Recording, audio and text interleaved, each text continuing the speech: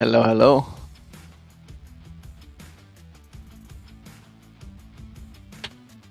Hello, Twitch chat. I hope you're all ready for a very exciting Grand Finals day. With me, I've got Skovtrold all the way from Denmark. Skov, how are you, my friend? I'm very good. I'm very good. How are you? I'm very, very good as well. I'm very excited for today's games. Did you catch the games yesterday? No. Oh, I, mate, you missed out I caught a little some bit. Yeah. really good games.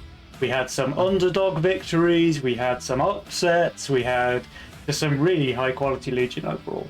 And today, going into the grand finals, we've got some pretty impressive stuff as well. So, for the first game on stream, we're going to be watching No Balls, No Style, No Push, No Chance. And they're going up against the Giga Tryhard duo of FC Lucy and Drakir. So, it should be a pretty good one. Yeah. I saw that one. They almost went out. Yeah, I Lucy. caught the tail end of game two, and it was like, yeah. That Lucy and game was the Drakir actually losing to a Ruby badge yesterday was pretty impressive stuff for the Japanese duo. Like, those guys are going to be going places if they're already taking games off of one of the highest rated teams in the whole yeah. game. So that was pretty exciting to watch. Now, do you have a favourite today? Like, I'm assuming you know how Caesar Leonara play because you presumably have had the immense pleasure of coming up against them on the ladder many times. Yes. And I don't know. I mean, for the tournament, there's only one team that can really be favorites here, and that's gonna be King and Widow, right? Oh, exactly. I mean, King and Widdowson. So they did lose last month. They were in the grand finals. They lost, I think it was 3-2 or maybe 3-1 against XCOD and Shay. But they Yeah. won. They've certainly won, I think, two or three out of the seven Nova Cups so far. They've got a pretty solid record for King Dans and Widdowson. So they probably are the favourites this time around. But I think any of the teams really have a chance. You know, they've got this far in the tournament already. I think for sure FC Lucy and Drakira are about ready to take one of these tournaments because they've been in the finals so many times already. I think they're just due a win, if nothing else, you know? Yeah. But it'd be really cool Uh, to see one of the other teams making it into the final as well. Boone and Quacker played extremely well in their games yesterday. I was very, very impressed with the way that Dark Quacker in particular played his games. He was just hard carrying as the lowest elo in the matches that we watched, so that was very cool. And Caesar Leonardo, they just have an extremely distinct gameplay style as well, with that Fiesta game plan where one of them is just gonna go for a very risky hard push, leaking early waves, and just mega starving their opponents. And yeah, I this. think like both of the games yesterday, we saw some 400 Mythium send on wave 10, which was pretty crazy. Now we are just waiting. We do have another guest caster joining us today. So not only do you have the pleasure of the beautiful Skovtrold joining us today, but we also will be having KidK here as well at some point. So hopefully he'll be able to join before the game starts. You just check with Kid where he's at.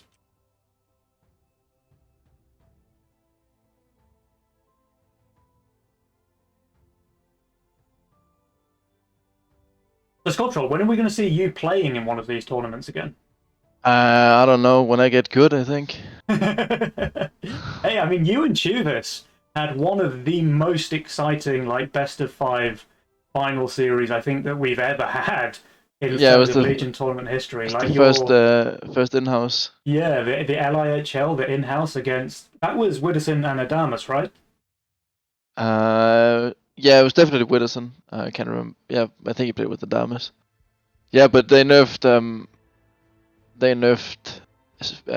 post 15 suicide really hard.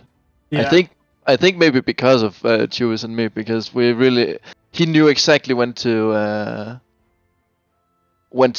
call for them and when I needed to do them.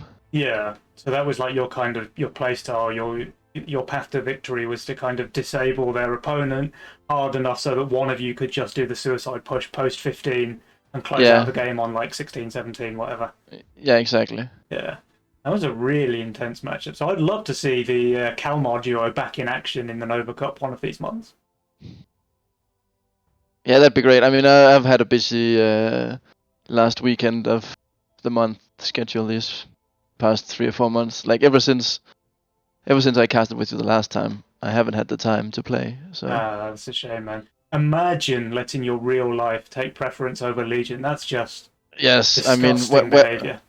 where is the real future actually? Yeah. And of course, the real future is going to be with Legion and not with anything Exactly, else. dude. That Yeah. now you're getting it.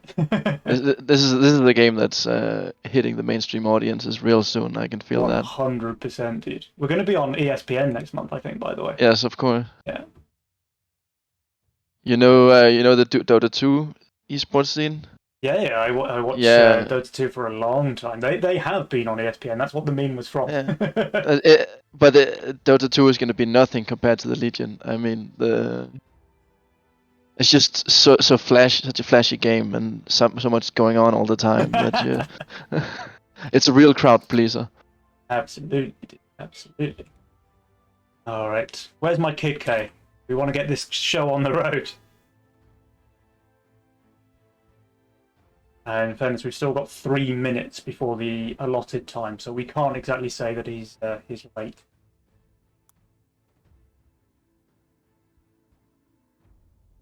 Yeah, well, you getting stood up by your co-casters is maybe the theme of the day.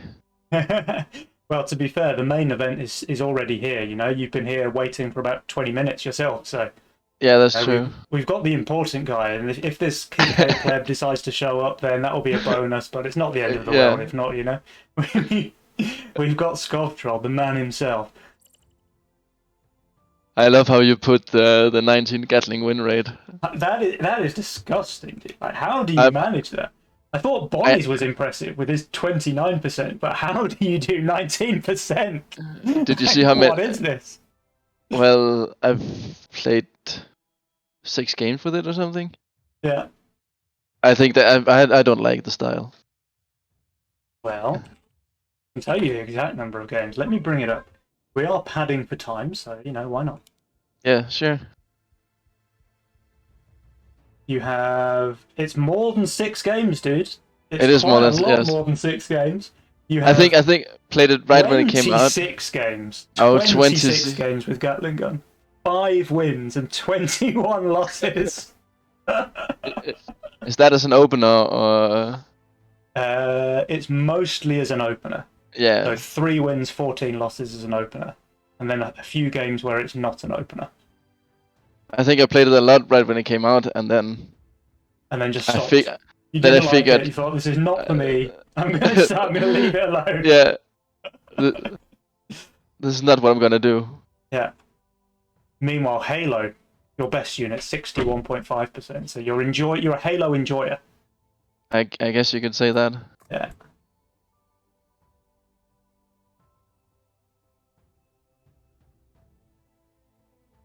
But I mean, it's hard to really have most enjoyed unit when you play Chaos all the time. I just have to roll with whatever I get every wave. Oh, you're not a Chaos player, are you? Oh, I mean, Skovtrold. Oh dear. it's funny. I hit peak rating this season with Chaos. I'm pretty sure. You hit your peak rating with Chaos? Yeah. Oh no. Julian will not be happy.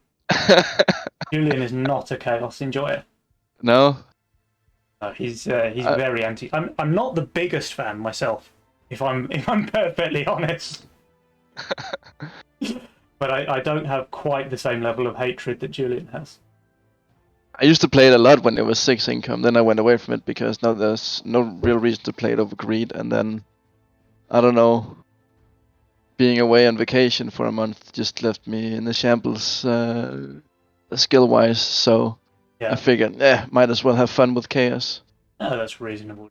You play whatever has the most fun, as long as it's not Chaos. Get Chaos.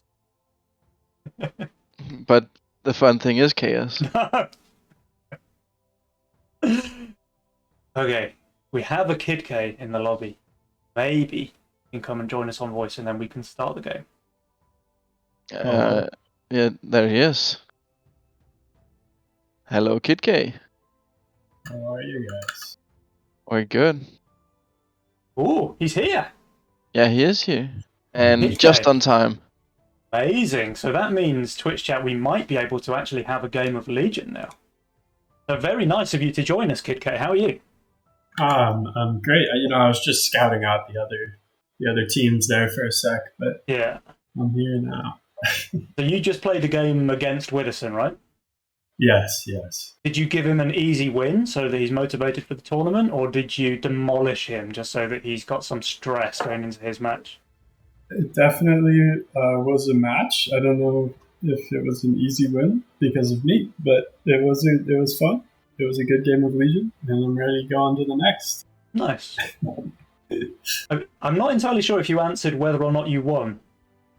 Oh, we definitely did not win. You definitely did not win. Okie dokie. Well, speaking of winning, we're about to start the very first semi-final of the August Nova Cup.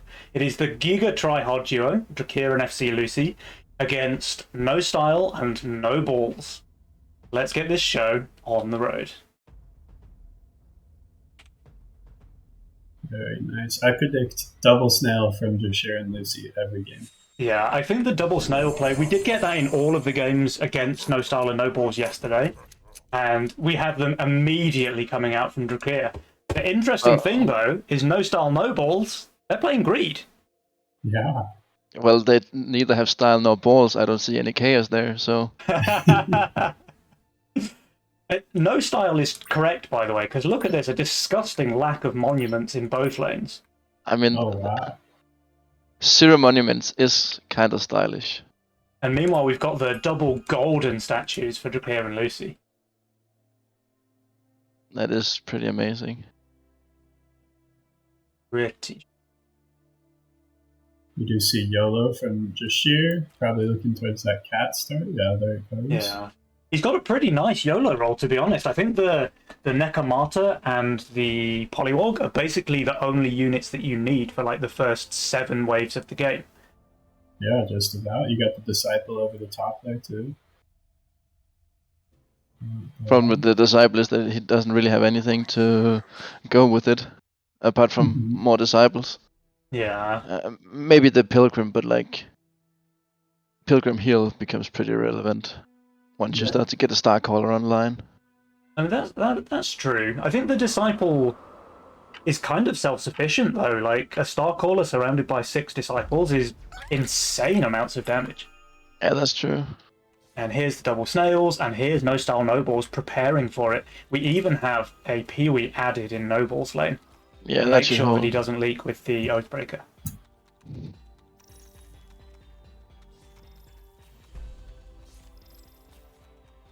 Alright, so No Style No Balls winning the mind games on wave 1, I think we can say.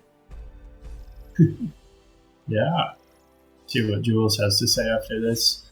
I guess we can talk a little bit more about the roles here, looking at No Style with the Bounty Hunters start. Looking very weak on 13 is typically that first weak wave of the Kingpin. Yeah, for sure. I mean, it's pretty weak on 6 as well, if... Yeah, they're both actually looking fairly weak on 6, because we've got the Angler for No Style, and like his best answer would probably be to try and get a Priestess out somehow for wave 6. No Balls, like his role is actually really weak for 6. Again, he would need to get the Priestess as his only real unit there. Yeah, but you need such a specific positioning for Priestess to be good at 6. Pretty hard, right? Like, if you're building backwards into the Priestess as well, like if you have it as an opener, that's one thing, you can build around it. But when you have to like backwards fill into a Priestess to try and hold wave 6, I think that's quite difficult. I don't like Drakir sending 2 snails here. I mean, you're not breaking the Bounty Hunter anyway, so you might as well send the turtle and give 1 less stack. I know it's not... True. I know it's not the biggest thing in the world, but... Minor differences. Yeah. So yeah, this is going to be an easy hold, obviously, for No Style. He gets the Veteran here, so he's absolutely no chance of leaking there. And of course, No Balls with no Send is going to be completely fine.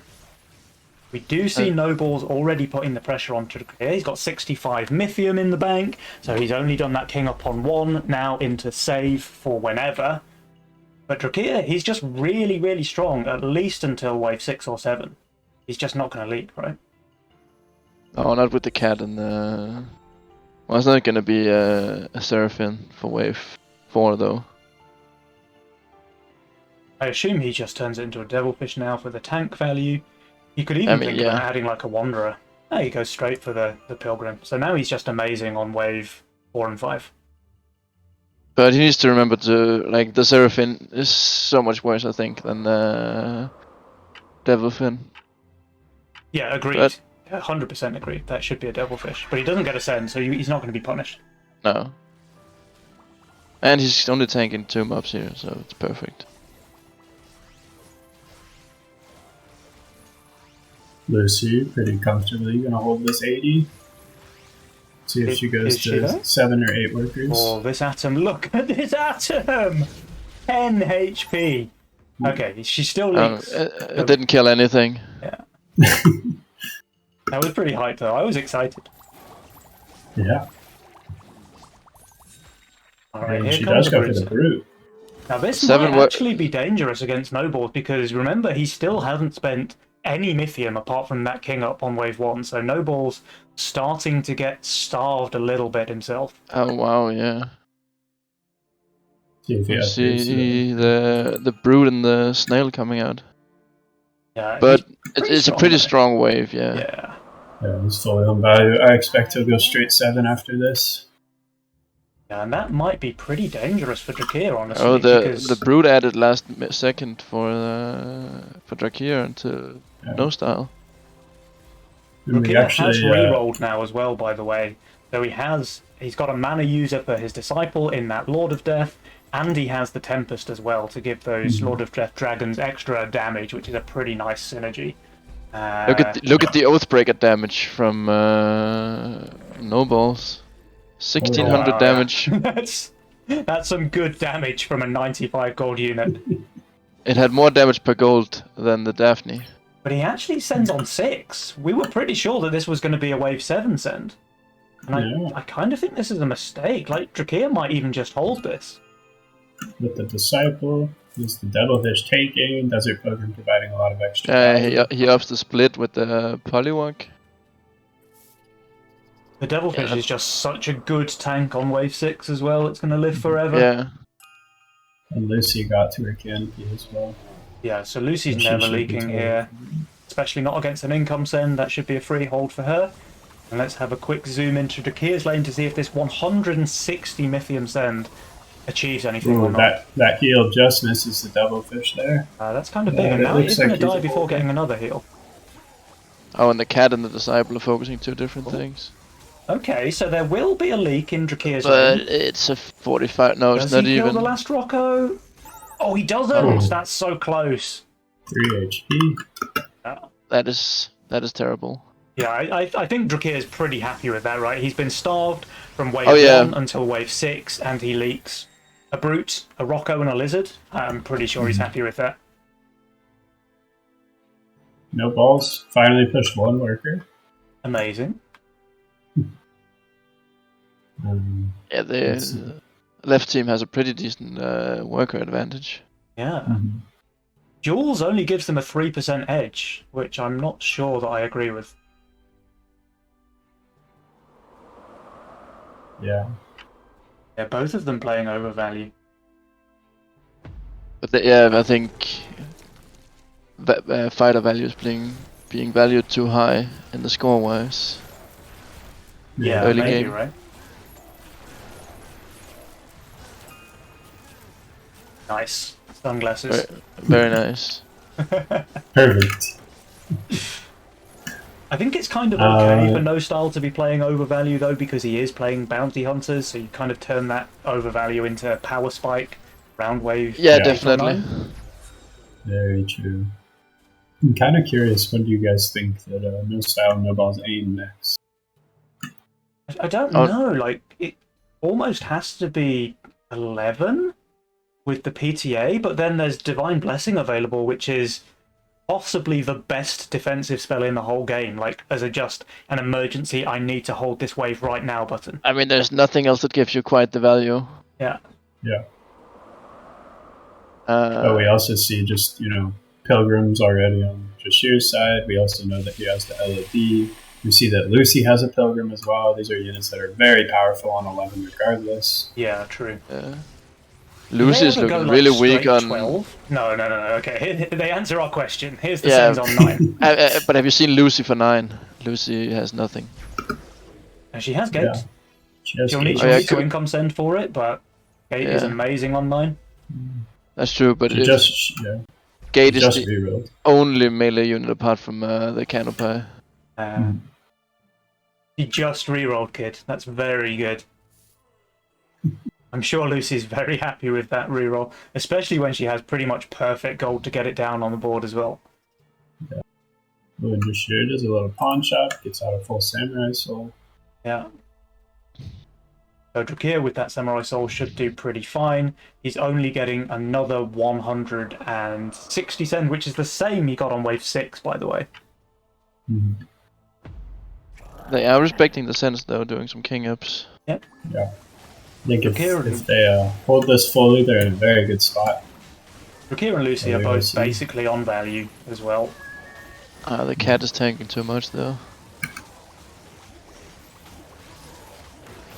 Have a look at Lucy's wave. This is some really nice split tanking. We do have the Smurf Atom surviving on 12%.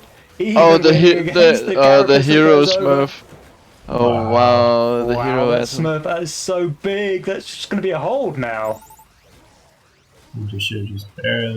Or is the brute? The brute slays leaking a brute at less than half HP. Yeah, that's pretty incredible. That was 180 lithium send there on Lucy's lane. Those are some amazing holds. I think we'll see them stay just at 11 or 12 workers, probably take Battle Scars and go straight 13 from here. Is there ever a chance for no style, no balls to get some damage in on 12? Like, if we look at Lucy's lane, I think she looks very weak there, although she does have the bunk that she hasn't shown yet. Mm-hmm. Drakir is going Tempest now. I don't know how hard he'll commit to that, but Tempest is the ultimate 12 killer, right? Tempest is insane on 12, yeah. And he has the Samurai Soul for tanking. Mm-hmm. Right, everyone kind of chilling out for now. And we do see No Style starting to cash in on that Kingpin power spike. So the first one is down, he's at the top of the board on power score. Presumably he upgrades the next one on wave 11. Give himself another power spike. I could see him... double press the attack, so maybe they do aim for 12. He ups it here. Yeah. I think the 12 send looked really good against Lucy's board last wave, and I also think they're going to be a little bit disappointed when they see this banana bunk. Yeah. Oh, but here's LOD. So Drakir not looking the best on 12. Yeah, LOD is definitely not what you want on wave 12. Like, it's amazing on wave 11, right? But it's just not quite as good on wave 12. He at least has the tank. The Samurai Soul lives forever, and presumably will upgrade the Leviathan. A Divine Blessing and a Lord of Death? I hardly disagree with that. Yeah, that seems pretty bad to me. It doesn't gain any tank value, and you're basically only buffing half a unit with the damage because it has because most of its damage is in the dragon, right? Yeah, exactly. Particularly when it's buffed by the Leviathan. I guess it's just maybe Drakir is feeling the pressure and is just saying, I need this power spike right now. It almost doesn't matter what I use it on. Oh, what's going on with nobles? It's a very slow clear, I think. But he's holding. Yeah. It's a shame this wasn't overwork with such a long wave. Yeah. I'm curious, Lucy and Jashir could maybe read this and income king and then just aim 15 instead, but I do think they're strong enough. Oh, but here's at least a Leviathan and another Tempest. Yeah. Yeah. I wouldn't be surprised to see a huge huge leak from both sides, though. This is a pretty large send. Yeah, and I am a little bit surprised that Lucy and Drakir saved past this. They're not strong here, even with, like, because this is a double bunk, is just nowhere near the same power level as a single Haven. Oh. Yeah. So I think this Ogre Mole Send might just run over Lucy's lane. And Drakir is super low value as well. I'm amazed they up King attack here, but I guess they... It's probably to kill the Ogres. Yeah. This is really bad split from Bashir as well.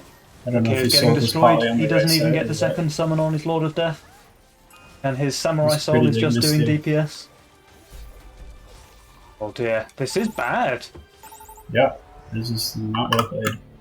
The one thing I'll say for Drakir and Lucy is that they will survive this, I think. They're going to take a ton of damage. And they did save, so now they have the pressure advantage. They both have 300 Mythium, they have more workers, and they do decide to go for a Wave 13 counterattack. Yeah, I think this is a mistake as well. I think they had to just overbuild and try to aim 15 now. Yeah. They kind of locked themselves. Well, I mean, yeah, but they can also just go 13 into 15. Yeah, I don't know if that 13 into 15 is going to work out as effectively as 12 into 15 and just holding, but we'll see. Yeah, they could have incomed into 12, that's right. Look at this though, No Style is 200 over value, and No Balls is only minus 120 when he decides to finish building. Yeah. Yeah, but No Style is the Kingpin value, that's... Yeah, the Kingpin's pretty bad value for sure.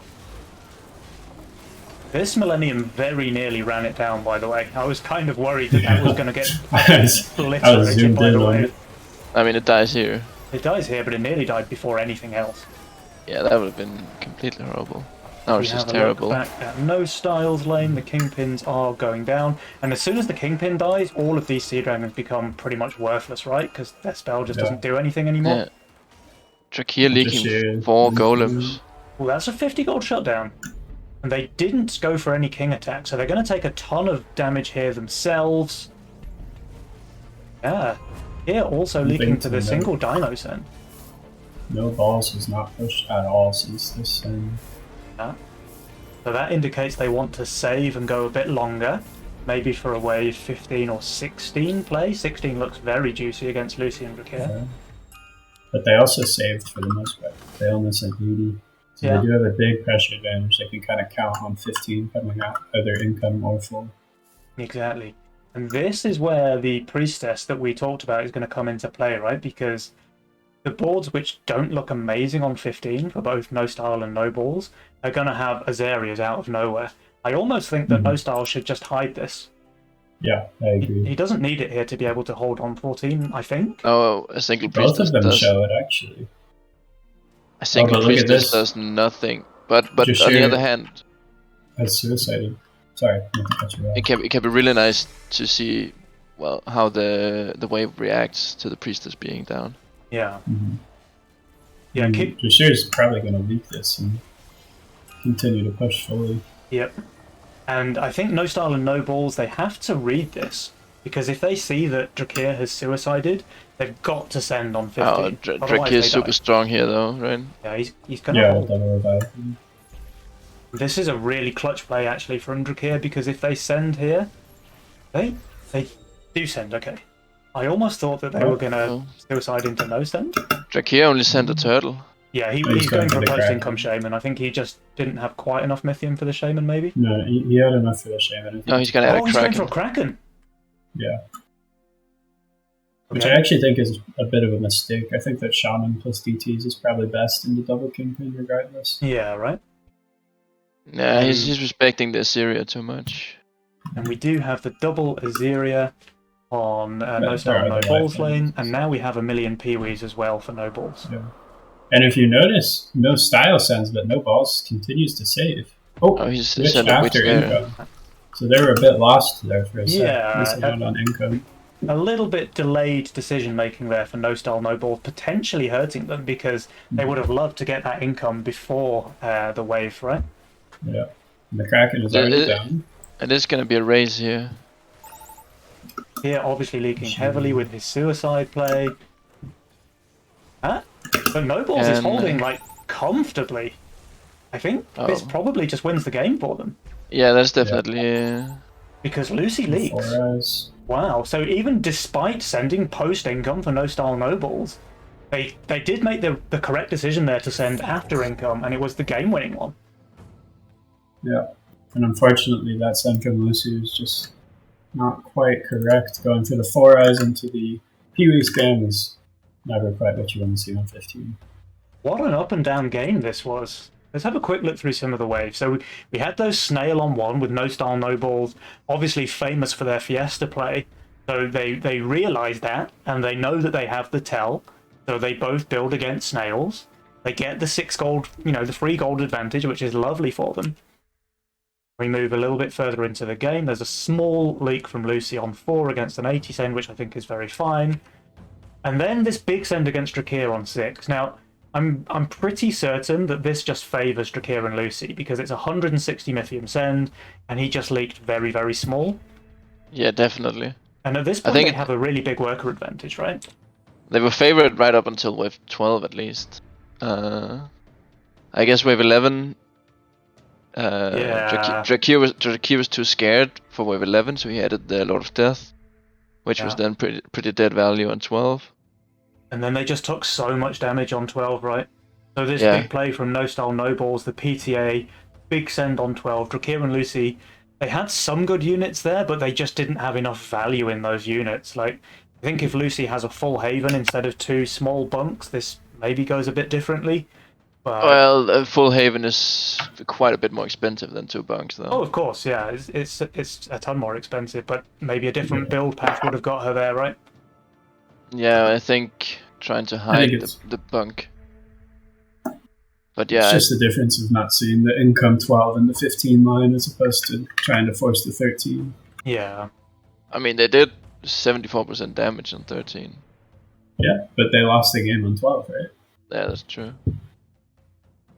I think wave 13 kind of equalised things, other than the fact that, of course, Drakir leaks really big to a dino there. So if he wasn't out of the game before, he certainly was after leaking like 67% to an income send. Yeah. I mean, it's hard to realize that No Balls was on 11 workers, but maybe if Drakir hadn't spent... what's that? That's almost 1,000 gold on workers. He could have held 15. Maybe, yeah. Maybe. But I think it was a good call from Drakir and Lucy to go for that suicide play, because it probably was their best chance to win. The only problem is that No Style and No Balls, they did make the right decision. They made it late, and that did hurt them. They sent post-income, but they made the right decision. They went for those sends on wave 15, and that ended up winning the game for them. So that was a pretty cool one.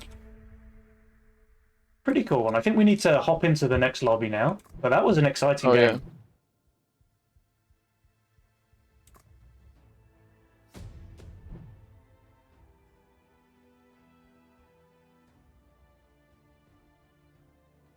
I think we definitely have to say this was a bit of an upset, right? Because Drakir and Lucy have a massive elo advantage over No Style and No Balls. Yeah, definitely. But these guys, they're just performing pretty well, I think. And I'd love to see what happens in Game 2 now, because remember, Drakir and Lucy, they need to clean sweep if they want to make it through to the finals. So they can't afford to lose one more game. But No Style and No Balls, they do have that advantage, and I'd love to see these guys making it through to the finals. Do you think they've got a chance? Yeah, I think they're going to win this next game as well. I think that Lucy and Jashir really did not handle well with the mid-game calls there, unless something dramatic changes. I don't know.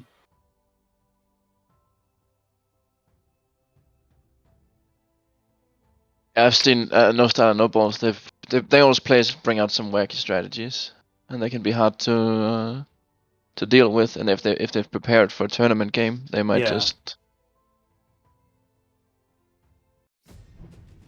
I think what I would love to see actually is No Style No Balls now going back to their roots and whipping out some kind of Fiesta gameplay.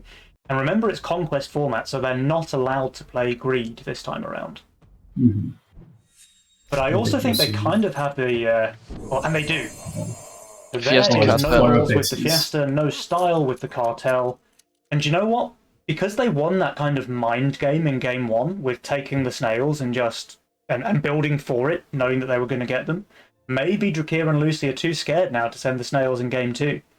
And that could just be absolutely perfect. What's also worth pointing out, not only is No Balls playing Fiesta, but he has the Chloropixie, which is just the perfect unit to play Fiesta That's with. disgusting. Yeah, it's so strong. The power level is crazy. I wouldn't be surprised to see if Jashir rerolls on 1 here. Yeah, his roll is not amazing, right? Well, what do you think about choosing YOLO in your elimination game here? He has the Yasora. I could see it working. Yeah. You go Yasora in the consort. That's your line. Yeah. Pilgrim on 5. Yeah, I can see it, I guess. You're super weak on 7. Oh, he just full rerolled already. And his reroll is completely different. He's playing your favourite unit, Skovtrold. He's got the Gatling gun. Oh, yeah. Very playable. Strongest unit in the game. Oh, there's the snails. They're not scared. This time it's going to be a good play for Drakir and Lucy. Yeah. And it's going to take forever for the flower to clear. Yeah. But this is actually still great for no style. Like when you get snailed in your flower cartel build, you're pretty you're enjoying life at this moment. Mm-hmm. Yeah, definitely. Should be 3-6 workers. Yeah. 50% leak on no balls. He's completely fine with that. Thing is, if he goes for a second pixie on wave 2, that holds against no send now. So he needs to know this, and Drakir and Lucy need to know this as well. So will Lucy snail, or will No Balls build something that isn't a pixie? I think if she gets it in income, she's almost certainly sending. Oh, the flower dies. She hasn't yet. And she doesn't. So Lucy knows that the double pixie no longer leaks wave 2. And because his pixies are opposite sides like this, I think they actually both survive. Yeah, I'm not certain what the new pixie I haven't seen it yet. This is actually really bad for the Fiesta player to hold wave 2 with pixies, because obviously you're not just losing that Fiesta. Oh, that's a brute on 2! That's a brute on 2! Holy moly! And Jashir did add 50. Yeah, he did, but the brute is just crushing, no? Yeah, but if you leak the brute on 2, how bad is it? Wow. He's actually doing insanely well. You still clear the wave. Yeah. Sure, you don't get the gold from the brute, but you still get some of it, and it's only 15 gold. I mean, this brute is still going to do like 10% damage to the king. Yeah. Well, brute on 2, boys. Pretty strong. You're probably okay with that. Now Drakir's on 6 workers. And yeah, so both of these survived for no balls, and that means he only has 20 Mythium here. That's unfortunate because Jashir would leak pretty hard to a 40. Yeah. There's no send here, and he has the cursed casket. Yeah. So are they just going? Are they going 5? You know, this one at least is going to die this time around, I think. Will it? Yeah, it is. Yeah. Okay, that's good. So it's pretty important that at least one of them dies, because if not, that's just super bad for the Fiesta player. And no style, since he's cartel, was able to go for the veteran and still get this guy. Wow. I mean, he's receiving a dino, but he's 445 value on wave 4. Yeah. I think he's going to do okay. I mean, he is partnered up with the Fiesta player, so he has to be a bit overvalued, right? Yeah, for sure. But Lucy, recognizing this, making full advantage, has 7 workers herself. Yeah. And No Balls decides to shift. Interesting. So, kind of losing the mind games this early one. Yeah. Oh, and the casket. Be a really big leak, actually, because it's not going to get a second spell. 125% for No Balls. But silver lining, at least his pixies died, you know? Yeah. It's a great But the Sky Queen, does it just hold here? I think so, right? It's already ramped up. The DPS is pretty high. Spin to win. Yeah. Sky Queen, I think, is probably the best unit in the game to go for. It definitely has to be, because it 3-shots perfectly and has the right armor and armor type. Yeah. No style. 8 workers, Lucy, 8 workers, Drakir, and Nobles, 6 apiece. But we need these things to die, and I think with Nobles on 430 value, we're going to see some living pixies again. Yeah. So kind of making wrong decisions. There's the downgrade. Nice. It's 2 pixies now. Mm-hmm. Adding a buckler instead. He might leak the boss here. And both pixies attack the boss, that's enough to kill it. Yeah. Alright, imps on 6 for Nobles in Drakir. I like it. He's got a lot of natural flesh. But actually, curious to see what he adds. The 1 pixie survives because the pixies have so much damage now. Yeah. Even with 395 value, it's just enough. The magic damage is pretty high. Okay, and so Lucy gets to her orchid, so she's full holding easily. yeah, she's holding easily. No Style recognises that, only sending income here. Drakir does get his Violet out, very good unit on wave 6. But the Imps is a pretty solid send, so interesting to see whether we see a leak here or not. I think with both the Antler and the Violet. Yeah. It should be enough, right? I mean, he's on 680 value here, so yeah. I think he's going to be disappointed if he leaks badly. But he will be leaking, I think. The gun sniping the Imps now. Second one goes down. I think yeah, that's a hold. That's a hold. Well, Lucy kind of messed up her aggro, it looks like. No, she's fine. She'll probably not die like this. Fine. And Noble's leaking just 33% against 100 send himself. He's very happy with that as a Fiesta player. Yeah, that's exactly what you want. Pixie's dying. He just missed a spellcast on the Disciple there too, from leaking 17%. Did Drakir and Lucy need the money here? Yeah, that's probably Lucy's going for a brew. I think Lucy wants to get a bit of a leak out of Nobles on this wave. Nobles, it looks like, did upgrade the Cage of Pain there, so I think he's going to do pretty fine. Oh wait, no, he's changing his mind. This is where the mind games come into it, right? Because Nobles wants to underbuild to try and Fiesta, and Lucy's trying to catch him off guard. And it looks like Lucy wins the mind games this time around. If you mouse over the bottom left there, you can see that Nobles' Fiesta gameplay has actually been perfectly even. Oh, nice. Earned 58 and lost 58. I think we might see that change this round. Yeah, just a bit. 69%, nice. But again, I suspect. No Style's going to clean up pretty much all of this with his high damage Sky Queen in the mid. So they're not really going to take any king damage, maybe a little bit. Lucy's going to income again. And No Style's just going to eat this up because they're going to be adding that banana bunk. Alright. And the starve is really going on there for No Style and Nobles. Never mind, Nobles does not go for the bunk. Instead, he's just spamming these pixies. This actually might be very good for him because he might end up leaking here against the income send. And in the best case scenario, 5 pixies die, and that's 30 bonus Mythium. Now, if you're in No Style, No Ball shoes, are you aiming 9 or are you aiming 11 with All Out Assault or the giant snails there? Let me take a quick look. So we'll keep the camera over Nobles lane and we'll have a look at Drakir and Lucy builds there. So I think Drakir is too strong on 9. I don't think they want to go there. And knowing how much these guys love to starve, I think they... Okay, every time I come up with a theory, they just immediately prove me wrong. Here comes the wave 9 mimic sense. Yes, of course. That's the caster curse. Yeah. Yeah, Drakir is strong, but Lucy is weak. And the double imp for against.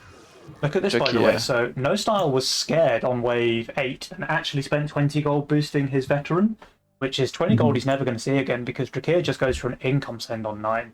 Now we should see No Style holding that with his death cap. He should be perfectly fine. But I mean, Drakir, he has a hardened golem, an antler, and a violet. Like he's just there's no 3 hardened golems here, right? Yeah. I would have loved to see an ogre instead of just double imp, especially after you see the first mudman on 8. I think like a Ghost Knight would have been perfect, but I don't know if Nobles had enough Nithium free income to send that. Probably not. No, I think he had just above, like maybe 220. And this Mimic, by the way, just getting obliterated by Lucy's bunk. Oh, that's rip. Yeah. This is a bit of a failed send now for No Style and Nobles. Yeah, Nobles leaking 50% himself to the Fiend, but he's fine with that, I think. He shifted almost 200 gold. Yeah. Even Lucy holds here. I think what they're much less fine with is the fact that Drakir and Lucy hold their big star play here. This is just going to put Lucy and Drakir really comfortably in the lead, I think. Yeah. It's probably 11 all-out assault next, but I think No Style, No Balls probably just want to try to live through that, so they might income here. I kind of wish that they just saved all the way to 11, honestly. Like, even without seeing Drakir's Mudmen, the units he had on the board were already really strong for Wave 9, right? He had the Antler, he had the Violet. So even without showing those hardened Mudmen, I think he was already just too strong Wave 9, and they probably should have gone straight 11 with the All-Out. But to be honest, I think the real alternative was send Wave 10 after you see the triple Mudmen already weak, and will be hardened them on 9. Yeah. And when you see a Mudman being put down on 8, you know that they're preparing for 9. So you do the mind game and figure out, hey, they're preparing for 9. That might be a... Go ahead. That might be a weakened Mudman or even a Golem or something on 10. Now there is a resend hoping to catch Lucy and Drakir off guard. Lucy is not, she holds that very comfortably. Nobles again fiestering the 41% to income. But Drakir at least does leak, and that is a 25 gold shutdown. Yeah, that's something now for the No Style duo. Lucy has 2 disciples, so the boss is just going to go down really quickly. Yeah. And unfortunately, we are going to see Cartel downside right here. Going from 171 income to 135. Yeah. This game should be, and I know I bring up the Caster's Curse now, but this game should be in the bag for Drakir and Lucy. Maybe. They still have to get through 13. That will be the next problem. I think you can never really count out the Fiesta Pixie player. When they're just generating a bonus like 30 Mythium every wave, especially when they're getting Fiesta Gold on top, it's just such a strong combo. But yeah, I agree, they need to pull out something special now. Yeah, but with the Cartel kicking back now and... Yeah. The Cartel only really brings him even with Drakir, right? Because Drakir only has 138. Yeah, that's true. But Drakir has 14 workers and Lucy has 17 and No Style has 13. I suppose Balls has 13 workers and 5 pixies. But the pixies start to fall off, right? So the Mythium that they give early game is insane, but once those workers start ramping post wave 10, the pixies definitely fall off in comparison. So now it probably takes 3 pixies to make up for 1 worker. Right, exactly. During a full wave. And Drakir just staying very high value, knowing that their one weakness really is wave 13. So I like the fact that he goes for this white mane here, presumably goes for more violets or Yazoras or something like that on wave 13. And Lucy, who has the Orchid already on the board, is actually not too shabby there herself. Oh yeah, nice. She even shifts 160 gold. Knowing how strong she is on wave 12, I think that's a very good call. Yeah. Hide some value. Oh, and Drakir and Lucy also goes here, because they need the value. Everybody goes here. Everyone goes on 13. And No Style looks very weak there. And No Balls also looks very weak on most waves. There is the Halo, but it's not going to be enough. Halo out of nowhere is definitely something. Problem is he has 400 of his value in Sky Queens, which does nothing for tanking for the Halo. Yeah, and 720 in or just 700 in Haven. Yeah, which is just the worst possible unit on wave 13 with Pierce fortified types. Yeah, the nice thing is that Drashir kind of incorrectly read what the big unit that No Style was going to put out here and went double 4 eyes instead of anything that was good against the Haven. But, yeah. Sorry, not the Haven. I think Drakir, when he sees a board like this, minus the Halo, that was just looking very weak on 13, he's sending against things like Phoenix and Sovereign because he thinks those are like the worst case outcomes. Yeah. Look how easy Lucy holds this. Wow. No Style, no balls, 72% and 83%, and Drakir, sure, he leaks, but that's only 67. Lucy will fully cover that in the mid. Meanwhile, we're going to see a decent chunk of king damage done on the side of No Style, no balls. I wonder if like 8 turtles had just been better against No Style? Possibly, yeah. But again, Drakir had no idea that he was hiding the Halo, right? It's hard against Lucy. Against Lucy. Maybe. What was the send? I missed it. It was 4 Eye and Hermit. I see. Possibly, there's the Orchid. So, I mean, an Orchid without anything, there needs to be at least 2 turtles, right? Yeah. Because otherwise the Orchid just kills a golem on its own, basically. But now we have 20% king HP remaining on the right-hand side, and Jules is giving Drakir and Lucy a 76% chance to win this one. Look at this, Lucy, 125 gold shutdown. How often do you see that in a ranked game? Not at wave 14. Yeah. And I think No Style, No Balls almost have to go for some kind of suicide play. Yeah, I suspect they'll probably income king here. I think. Unless they think. I wonder where's the rogue wave actually. I think they just die on 15, right? Yeah, like these sends are enormous. Drakir is going for a suicide play. 30 workers. I don't think that's a suicide. I think it's just. No Style is counter-suiciding, but the thing is, they're reacting, whereas Drakir and Lucy are proactive. So the fact that they got the suicide underway first, No Style pushes those workers that much later, generates that much less Mythium, and Lucy, with her 3.5k value when she finishes building, I think is almost guaranteed to hold longer than Nobles. Oh, Nobles is even selling his unit. Just to spam caskets. Okay, I like the play. So Noble's just building for pure delay, selling all of those seedlings and turning it into arcane armor, knowing he has no chance to hold. Unfortunately, I think the best play would have been to spam the 15 gold unit as opposed to the 100 gold unit. Maybe, yeah. See, there are the turtles. There are the turtles. And against Lucy as well.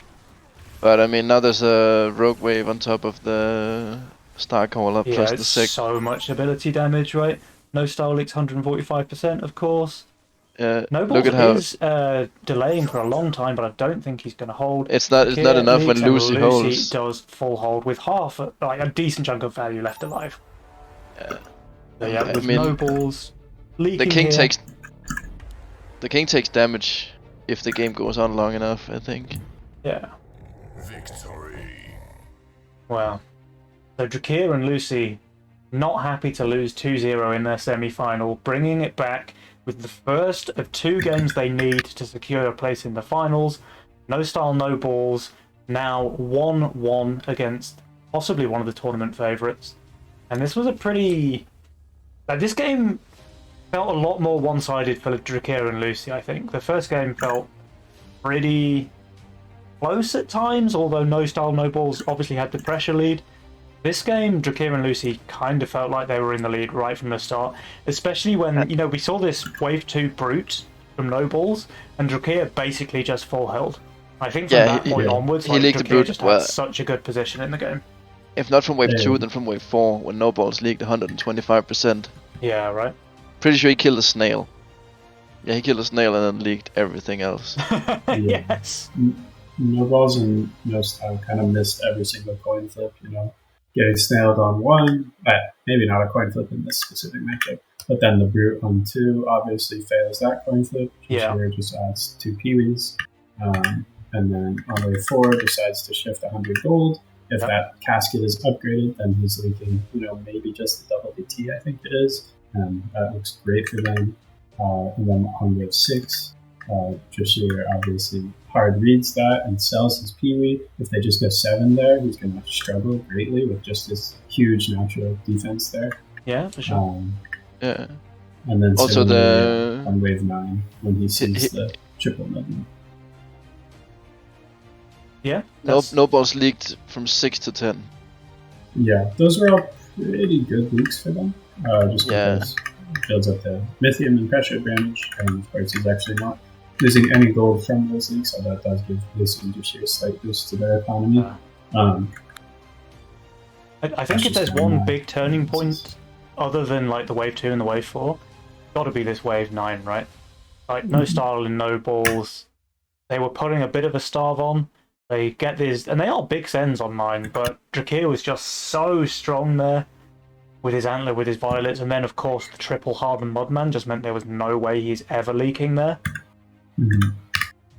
And yeah, and there's Lucy. They send Swift, pierce damage into a banana bunk. Yeah, exactly. I mean the bunk was hidden until 9, but you just don't want to send extra pierce damage because you know that like either it's coming a fortified tank or a natural tank. It just has to come at. Yeah. For sure. But it's like I said, maybe they were forced to feel like this because No Style wasn't going to hit his death cap on 9. But I think if they really were able to skip 9 and then either go 10 or 11, where these weaknesses become so much more pronounced from Lucy and Bashir, and they start getting to play around with aggressive Legion spells, this game looks very different. But like No Style could have sent Hermit Mole at least, which would also have been really good against the Fire Elemental, and then added a Dragon Turtle. Because you really want something to counter that Orchid, at least. Mm-hmm. Yeah, on wave 9. I just think sending wave 9 at all is a bit of a mistake for me. Alright, Drakir is telling us that he wants to get into game number 3, so we should probably hop into the lobby. Yeah. It certainly felt like a very difficult mid to late game for the No Style No Balls duo after that failed wave 9 send. It felt like the game was pretty much won already for Drakir and Lucy, and things just went downhill fairly quickly from there.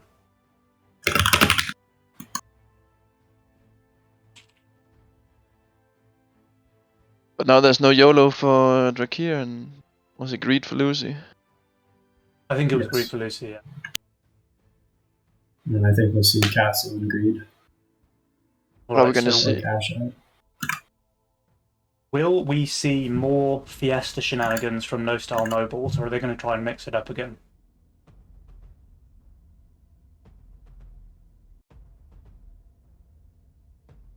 I definitely predict at least one Fiesta. Oh, Chaos! Chaos from No Style, oh dear. I think we have to remove the no from Style. And we see Cartel. So Lucy, despite disagreeing with me that Cartel is good into a star, has picked Cartel into probably the startest game she will face.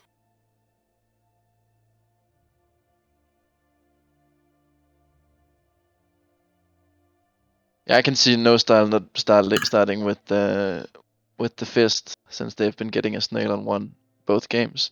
But otherwise, I would definitely love to see him just go Chain Fist YOLO.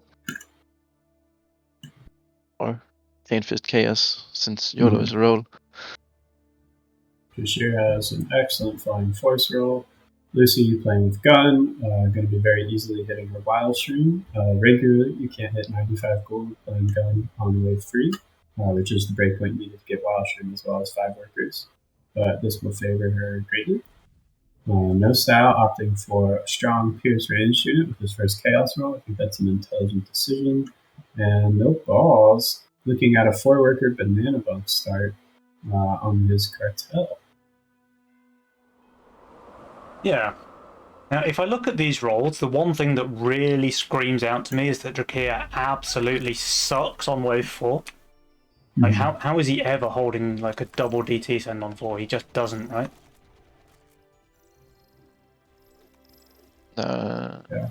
I think pack rats can provide some pretty good value on wave 4 with the Swift armor, but I mean, decent HP, I guess, but again, 0 damage. Yeah, I agree. He will struggle there. And worth pointing out as well, we did get a repeat of the Game 1 mind games with no style, no balls, avoiding Fiesta, building against snails, and just taking that cheeky +6 gold to start the game with. No balls opted to not send. Alright, so that definitely means that he's a tryhard. And Jashir is forced to build his tier 2 here. Wow. Do you build a buckler there? I mean, can Double Tempest leak even to 40? I guess it can. I think to a DT it can leak pretty hard. I also don't like the position against the wall, because as you see, this is the rightmost Tempest and has already taken damage, and one of the really strong points from the double Tempest is that you get them to split tank. Yeah. I think this is actually quite interesting to see No Balls play Cartel in this way, right? Because a lot of people think that Cartel is just a carry mastermind where you just scale and push workers and try to have like the best snowball possible. But No Balls is certainly playing this in a starvy fashion. So he hasn't spent any Mythium so far. He's using the +9 income from Cartel just to keep his build ticking over and enabling him to put some pretty high pressure onto Drakir. Yeah, it's still 4 workers, so I think Drakir is going to be pretty good on 4 still. I still think Drakir is just absolute garbage on 4. All No Balls needs to do is send double Turtle, and Drakir just... I mean, he's going to be insane value, right? But everything he has is just terrible. And no style, actually, just saved 4 workers and only is able to push to 6 on his build's probably strongest wave with the powerful Swift tank and the Sky Queen on wave 4. Yeah, the problem is that Sky Queen's just so bad on wave 3, right? Yeah. So he couldn't really afford, and especially with this role, like, I mean, he's Chaos, right? I can't even talk about it. I've got no idea what he had on wave 3. Alright, let's see how this 80 cent does against Drakir, who is on 435 value for wave 4. He's got very good aggro. I think the value is just going to carry him. Yeah, very good aggro. Sea Dragon giving good heals there. Yeah. It'd be like 30%. Oh, it's a hold. It's a hold? 10%. I think it is a hold, yeah. So it turns out that value is all you need. I mean, a strength of 4 workers, you just have to realize that you don't have to push to 5 workers in every single case. It's only 95% of cases you have to do it. And Lucy going for the Hermit into the Banana Bunk on 5. I think she's going to be disappointed. Well, how do you feel about the Butcher Oathbreaker tech there from Lucy? I think she might struggle a bit later on in the game, but for now, it's probably her best option. Yeah, I also think it's pretty good because she's not getting a send here on 5, so she can just drop a Berserker with Lifesteal for 6, right? Yeah, no balls. Gamble's big. And it's going to be leaking 120% or so. Oh, he does kill the boss. He kills the boss, okay. 90%. Disaster averted, because if that Scorpion stayed alive, that would have been terrible. Disaster averted, disaster averted, disaster reduced a little bit. But... yeah, reduced. Disaster reduced. Yeah. We do see imps, and maybe he can get to imps as well. Although he's got those underground workers that don't benefit too much from this huge leak. Yeah. He's just missing imps. Oh, he goes after income, wow. Oh, so this is a bit of an all-in play, and unfortunately Lucy has a Berserker on a Butcher. So she's not going to be leaking to imps. And Drashir, he's probably going to be leaking a bit, but we'll see. Yeah. There's the Royal Guard. When his best option for Wave 6 is a Royal Guard, you kind of know that you're in trouble, right? Mm-hmm. But I think after this, the game will be fully in Lucy's control. Yeah. She can just turn on auto and kind of carry out here. Now, we do expect to see a pretty decent leak out of Drakir at least. Like, this right side is just going to crumble under the pressure of a single imp. It's not looking too good for Lucy here, I think. Oh, actually, yeah.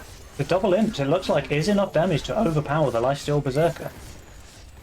So she's not going to leak bad, but she is going to leak, I think. Meanwhile, Drakir, he is leaking decently here. 72% there for Drakir, 28% for Lucy. And they will take some pretty nice king damage here. Yeah. What I will Unfortunately, say... Drashir is... Yeah, exactly. Exactly what I wanted to say. So Drakir saves his Mythium, goes for a pack leader on 7. No Style has not got any arcane tanks in his current Chaos role. So with 200 gold, he goes for Yuzora, which I think is probably about the best he could do. He is more or less on value there with -40, but obviously his front line is pretty weak. A lot of natural HP, no arcane tanks in sight, and his only real damage is this one Sky Queen here. Mm-hmm.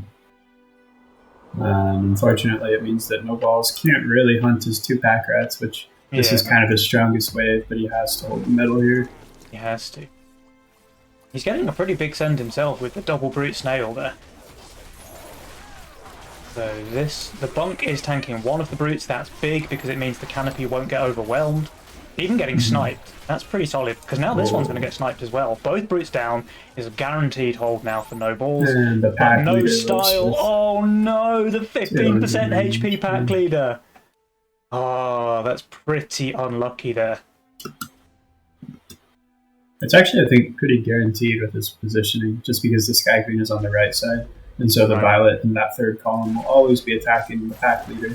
Yeah. Bringing it down to just half HP. And unless the canopy kills the pack leader, and then it gets a bit of relief from tanking, and oh my god. But let's just look at the workers for a minute, because Drakir and Lucy, 22 workers between them, No Style, No Balls, only 18. So economically, Lucy is just running away with this one. And while she's cartel, so is No Balls. Yeah, so that's even. And we have No Balls does have these. Drakir is coming online now with the Leviathan. That's gonna... Yeah. That's a pretty big power spike when you get that first one. Yeah, his build is really starting to come together, and he's looking very strong now on 9. He could potentially leak on 10 if the send is big enough. But then again, he's very strong on 11, very strong on 12. Not really weak there until 13. Where again, Lucy is strong. He's also strong on 10. I think Leviathans are... Like, you have a few units that are so good on 10, and I think Leviathans are one of them. Oh, Leviathan's great on 10. The thing is, if you get like an Ogre or something, then a lot of those passives can be deflected. Oh yeah, that's true. Unfortunately, I think the more important point is that Venture's in the game, and so you're legally not allowed to send on 10. So it's literally impossible to send on 10 then, because it's a Venture game. Yeah. But you cannot send 11-12 either against Drakir, it seems. Exactly right. Now let's see how No Style, No Balls cope with these sends that they're receiving themselves, because they're not that small. They are on value. This is really important for No Style to hold, because he's on 8 workers, he's overvalued. Yeah. But if he leaks this, his game is pretty much over. Absolutely, right? Like, he 100% has to hold here. He's not even that good here. No, the Sky Queen is main damage, but he will be holding. Value is overpowered. We've got a DPS banana bunk here for No Balls, which means that he is leaking while pretty much on value. Canopy just got ran down there by the brutes. At least No Style has the value to hold. At least No Style holds, yeah, that's pretty big. No Balls leaking way more than he would like, though. 63% there, while on 1100 value, with bunk, with canopy, etc. I don't think he's particularly happy with the way this wave turned out. Oh, and the brute that just... Well, it dies to the immolation. The But it's just insult to injury, right? Because No Style didn't pick up any of the cover gold for that. Yeah. Now, what I really want to point out, No Style stays on 9 workers, even after holding that wave 9 cent. So he only pushed 1 worker there, which says to me that they're going for a really long save already. He doesn't want to overpush. He wants to be able to hold, you know, wave 11, 12, whatever. Yeah, and he wants to be they're able to just going venture. like straight 13. He forgets the Seraphim, I think. That's fine. There's no way he leaks here, right? Not with that value. He hurt me. Did not hunt his rats here, even with the double Daphne. That's... Yeah, I forgot to ping those as well.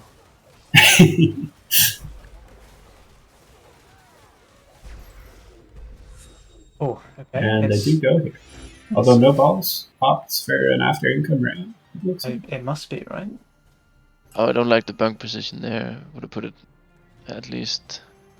That's for the hero value. Oh, Drakir just goes hero. Yeah. Yeah. In which case, I think it's pretty good positioning, right? Yeah, I guess that makes it better.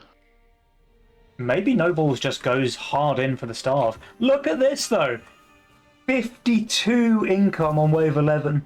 Oh, you cannot do that. Holy moly, Nobles is all in here. And we see the witch snails against Lucy. But Lucy has a pulverizer cannon. I do not love this from the No Balls, No Styles camp.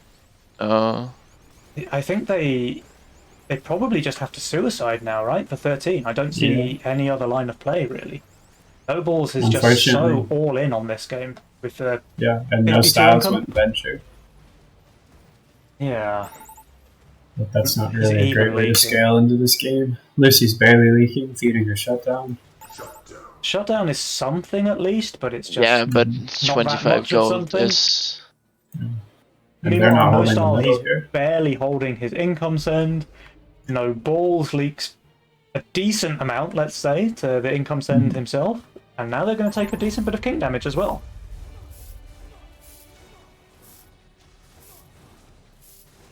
I would definitely favor Joshua and Lucy here. They just have to make a couple of the correct reads, and they should be pretty bone free after this 13. The worker count is even, but the income is not.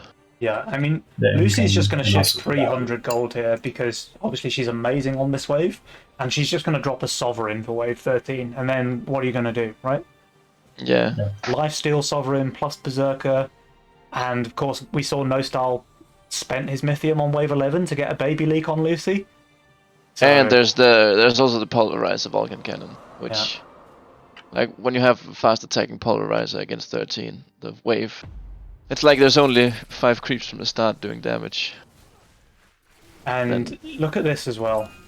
Nobles, 535 undervalue while being 12 workers. Now, sure, he's got a couple of rats underground, so that's 150 value, but still is massively undervalued. 52 income, just not quite cutting it on wave 12. And he'd love to actually leak here if he can. Oh, he holds because of the stuns. Yeah. Both, like the Pulverizer Daphne managed to stun when it was tanking, and then the other guy, the other one was stunned as well. Pretty solid. Just before they both died. And Lucy has a full Sovereign with the Butcher. Alright, so how is Drakir going to cope with a Kraken? He's very undervalued, but I don't see Lucy leaking here. Certainly not to a Mimic Dragon Turtle. He's got Lifesteal Sovereign, Lifesteal Berserker, Pulverizer on her Vulcan Cannon. I'm fairly confident Lucy just covers here. Yeah.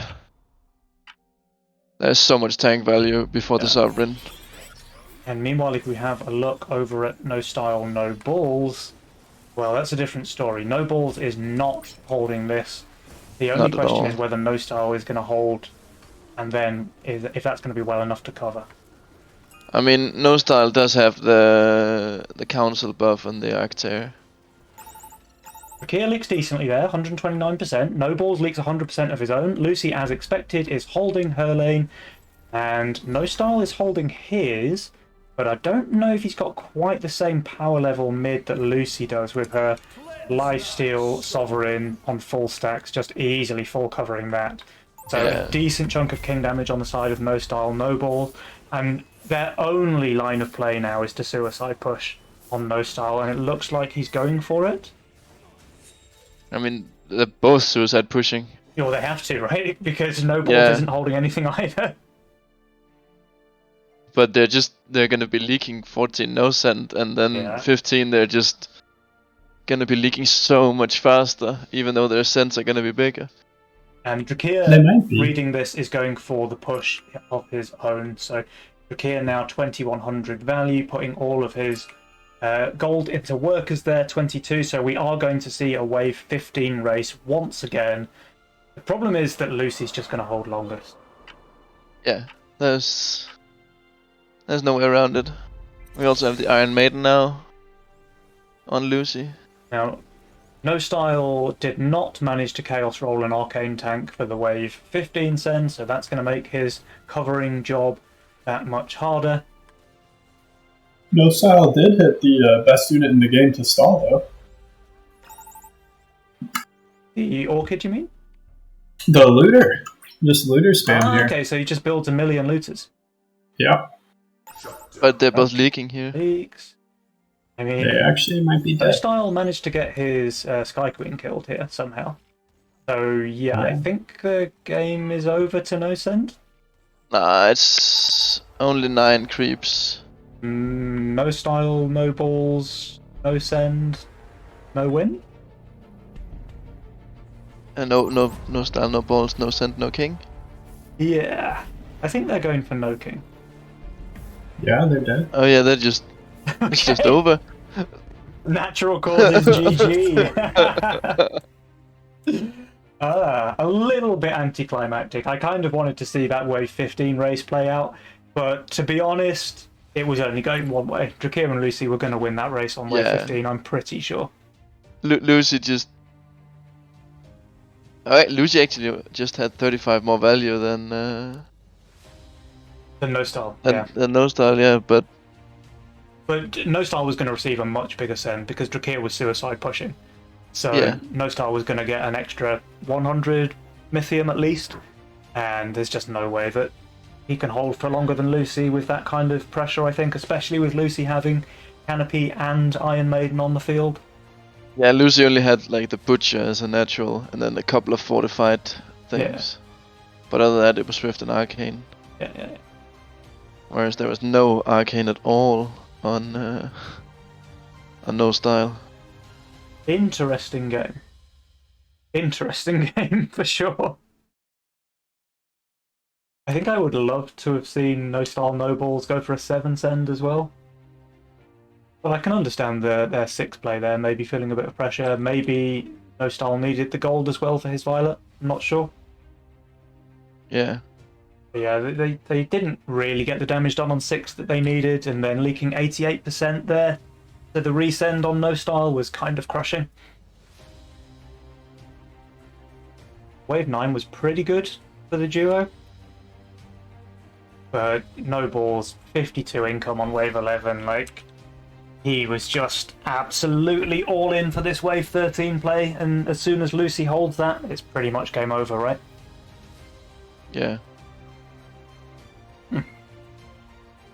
Pretty interesting series.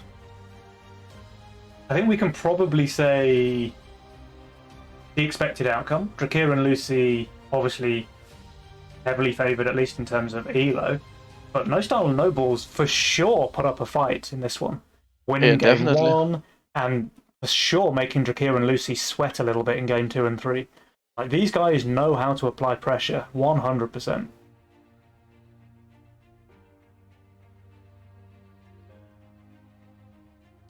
Alright, I think we should probably let the teams have a little bit of a break before we go into the grand finals.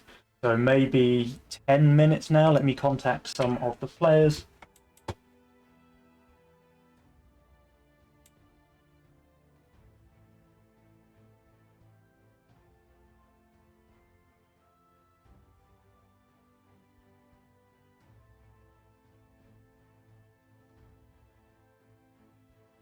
Is the final also a best of 3, or is it going to be a best of 5? The final is a best of 5, which is pretty cool, especially with the conquest format.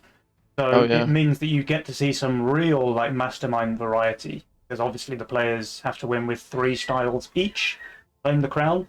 So I think that's a pretty cool format for the grand finals. Drukia says 10 minutes is fine. I'm just waiting to hear back from Widdowson, and then we can have a quick break ourselves, rest our casting voices, get some water, get some snacks. I'm pretty sure that Widow and King have had a longer break. Was that a 2-0 for those guys?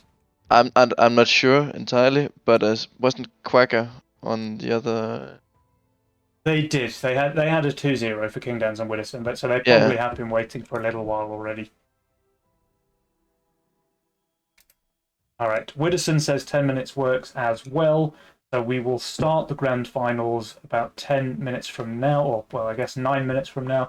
So at 20 minutes past your time, we will start the grand finals. So guys in Twitch chat, make sure you don't go anywhere, because this grand finals is going to be pretty impressive. It is a bit of a grudge match. It's going to be Abrasiet, that's King Dans and Widdowson, versus the Giga Tryhard duo of FC Lucy and Drakia. So it's going to be a pretty cool matchup. All very, very highly rated players. They're all around the 3K mark, so this is pretty much top level Legion, and it's going to be a hell of a match no matter who wins. So Twitch chat, don't go anywhere. We will be back in 10.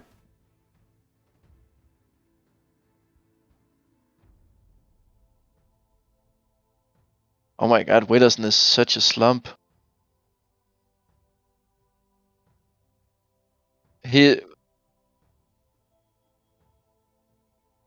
Widdowson has a higher rank than King, Drakia, and Lucy combined. He's 13. King is 2, Drakia is 3, and Lucy is 6. Yeah.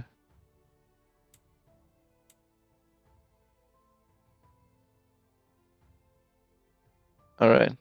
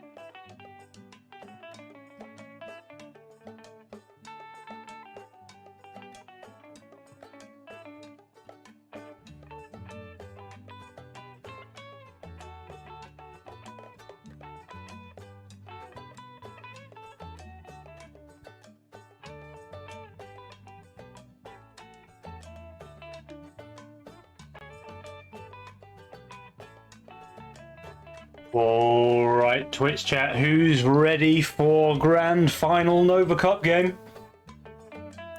I know I am. Well, I know I am too. Amazing. Let me see if we've got a lobby open. We have a lobby, and we're waiting for you, Kid, and Lucy. And we currently have a paused webcam from Skovtrold, so while his still motion face is lovely as always, maybe the live action would be better. I'm not sure. I should be back. You are back. Amazing. Yeah. So, you guys want to tell me a little bit about our grand final matchup? Well, we're gonna have the rumored best gamer in the game, King Dance. Although it's been a few seasons since he was truly on top of the game. I think King will never be not at the top of the game. Like, the guy is just an absolute machine. At the top of his game. He can be. Game, yeah. Yes. He doesn't have to be on the top of his game to be on the top of their game. Or maybe it's just that everybody else got better in the last couple of years, you know? So King Dance was just leagues ahead, and now he's kind of a little bit ahead, but maybe that's just everybody else catching up. Yeah, maybe. The guy is still just an absolute supercomputer for a brain, right? It's going to be difficult to knock him off his perch. Yeah. But if anyone can do it, I'm sure it's Drakir and Lucy. Yeah, but the problem for Drakir and Lucy is that King has Wither to back him up, and the game is loading. Widdowson is also no slouch, right? Definitely not. So, Twitch chat, speculation is over. Grand final of the August Nova Cup is underway. We have King Dance and Widdowson on the left. We have Drakir and FC Lucy clap clap clap clap clap on the right. Let's go. King starts with a Gatling gun. Oh, Fiesta on Drakir. That is spicy. It's a tough Fiesta roll, though. It is a tough Fiesta roll. He'd probably like to swap with his teammate. Lucy has the pixies. Although Lucy does have Nightmare Butcher. With the Oathbreaker, Lucy has an insane roll. Lucy's roll is fantastic. It really is fantastic. Yeah. He has everything. And has a great answer. Yeah, has a great answer to 11 and 15, which are the classic. And the cartel opener for Nightmare is so good. Yeah, 5 workers, right? Yeah. Let's see, Widdowson probably has an insane Poda roll. Yep, there he goes. Playing boars with Poda, always very difficult, but Widdowson is actually the one who invented the tech for boars on the right split. So I suspect he will do just fine with that. Oh, he skillfully rolled the mask with his priestess. Yeah, that's obviously the perfect combo. The mask and the priestess just cover each other perfectly for the first 7 or 8 waves, right? Yeah. You just gotta have something. Start the gate guard. You just gotta have something decent for 9, and he has the walk and an alpha. An alpha tanking on 9 for the priestess is just so good. Drakir is going for the gate guard start. He would probably have liked to see a snail, but to be honest, I think it's fine. You don't have to Fiesta. You just want to play it as, you know, a very aggressive mastermind option. You push more workers than maybe you should, and you just accept the leaks when they happen. Yeah. Yeah. It is interesting to note he's actually not going to be able to get to that steed, right? Oh, really? Oh, yeah, Does he not won't. get it? No, he doesn't. Yeah, I think you end up at 78. Wow. Yeah. Okay, well, I mean, he can add the Aqua, which should still hold against no send. And now it's a question of whether King Dance decides to snail him or not. And I don't think King will. He's not on any 95 gold.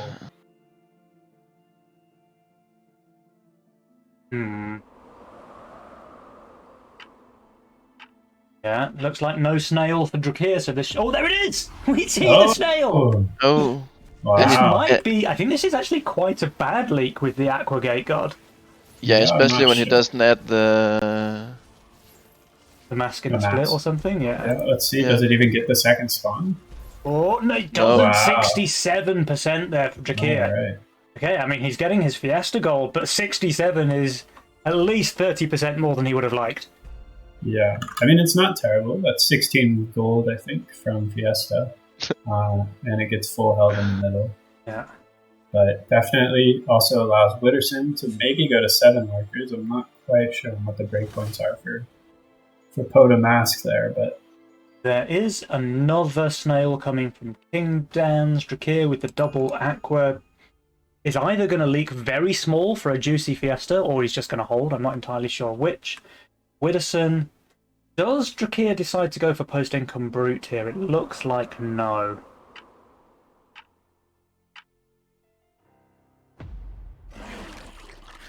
No. Okay. But Drakir is going to be a little bit disappointed to see that mask come out from Witterson, because he now knows that Witterson is pretty much just not leaking anything he can send him on wave 4. And Drakir, is he going to get that Fiesta? I think he is. I just don't know how big it's going to be. Looks like about 30%, 33%. Isn't this 50? 50? Oh, 50. Wow, okay. That was more than I expected, to be honest. Yeah. I wonder if that's a split difference there. Yeah, like he started off with the Aqua in the split, and I think that would probably have done a little bit better. Mm-hmm. But there's probably not that much in it. Maybe another 1 or 2 creeps killed. Yeah. And does he get the cannon here? He does. He does get the kill. Very nice for him. Allows him to get his Fire Ellie. Should be totally fine from here on out. Let's see. Which side? Interesting from King adding the 2 Oathbreakers on the same side in front of each other. Yeah. That is interesting. One of those Oathbreakers is actually a square up higher than it needs to be. The gun is going to lose some DPS there, right? Yeah, by 5 or 6 there. Right, let's have a look at Witterson's lane then. The Cannoneer does go on the Priestess. So is it going to be enough to overwhelm before she gets that second heal out? It is. Just gets it off. Oh, it dies. No. Oh. That was pretty clutch. That's now a 65% leak on Witterson. It's not terrible. Witterson putting some pressure out now. On Lucy, yeah. Lucy did decide to shift 114 gold that wave. Obviously, the Nightmare, really hard to leak on wave 4. Yeah, for sure. And now she can just add 220 gold for wave 5, so she's got the Butcher, she's got 70 gold to play around with. Witterson's still not sending, by the way. Oh, wow. But yeah, there's the Oathbreaker, and you can't go Nightmare without a Butcher, but it's... Most of the time, the Nightmare is going to be paired with a Butcher, and then if there's Oathbreaker, Nightmare, and a Butcher, you don't go 5, you go 6. Yeah, although I wouldn't be surprised to see just the Yuzora on the Butcher aura, and she'll be totally fine next, probably. I think something like a Drake has a pretty good shot of leaking Lucy. Now, Witterson doesn't know that she has both Yuzora and Walshroom available in her role, so Lucy certainly has good answers against a Drake. But that would be, I think, my send against what I see on Lucy's board. And yeah, Drakir 42% to a snail, 9 workers, claims his Fiesta here. His game plan's working pretty decently, I think. Yeah, he's at negative. Widow goes double Brute here. Yeah. 11 gold. Which I like until I see the Yuzora. Yeah, exactly right. And that's not just a Yuzora, but a Yuzora with lifesteal. It gets quite a lot of value. It's even lifestealing constantly with that passive ability, like not much obviously, but it's something. And I'm pretty sure that this Oathbreaker is going to tank some, then it's going to go Rampage, and it's going to survive, and it's going to Rampage the entire wave. Yeah, and if that happens, then she just holds, right? I mean, I think it's pretty sure it's a hold, no matter what. Is that King Dan's fully shifted on wave 5 and is able to sneak out a Violet here. So it kind of baits out this Brute from this year. What were we saying about supercomputer for a brain? Oh, the Oathbreaker goes berserk. Yeah, so that's just an easy hold now for Lucy. That Oathbreaker just doing insane damage. In fact, the Oathbreaker, 1500 damage, it's catching up to the Nightmare. Witterson does leak 46%. Drakir gets a pretty juicy Fiesta there. I'll be happy with that. But yeah, King Dan's obviously holding his send. It wasn't a small one in King's Lane either. So that's pretty good for him. The full shift on 5, a big win for the team of Abrasiet. Nice. You gotta call it out every time.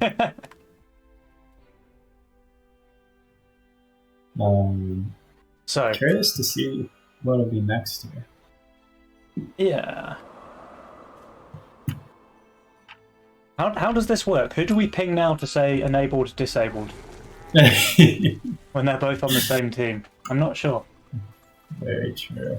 I think we'll probably see a disciple from Witterson here, and then just the boar on mine, which I stem any of that pressure. And from Dan, he does have APS Doomsdays coming out, so he has a very solid late game. His role is not too tank heavy though, with the Growl and the Windhawk being kind of his only two tanks, which are both natural damage or natural armor. Excuse me.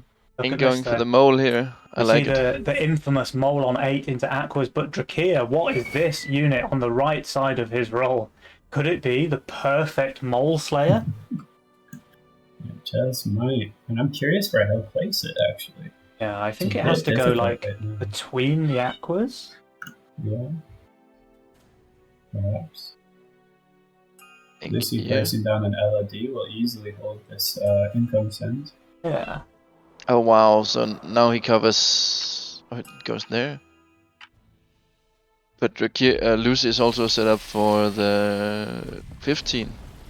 Mm-hmm. 15 and 11. Both the natural league waves of Snowball. The Steeds as well, keeping the Fire Lord alive forever. So it goes down in the end, but it lived long enough to kill the mole. And that's pretty good for Drakir. Yeah, but there's no rogue wave though, so yeah. Well, he's okay with that, I think. I don't know if he is okay with that. That's an 80% leak, while he's got decent value and with a Fire Lord. Yeah, sure, he's saving Mythium. He's the highest workers. He is the highest. Or way higher than Witterson is, and he's saving 200 some Mythium.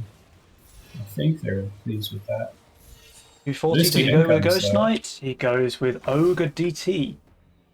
Okay, I like it. Witterson presumably has to go with a boar here, but a boar is just not going to save him against an ogre, right? That would be rather bad. Maybe pawn shop for Azaria. I think that's what Witterson's doing, yeah. He's selling a lot of Peewees, though. He's got quite a big Peewee. Yeah, I think we... Yeah, Witterson had some very big Peewees here, but they weren't going to help him, so he sold them all for an Azaria, and let's see if that helps him anymore. Now, the Ogre is making a beeline for that Azaria, and if she goes down, that's all she wrote for Mr. Witterson. It looks like she gets the second heal, but not enough. The Azaria is down. This is going to be a huge leak for Witterson. At 93%. King is not going to cover too much here, even though he has the Millennium. Yeah, this is going to be some King damage. Wow. So...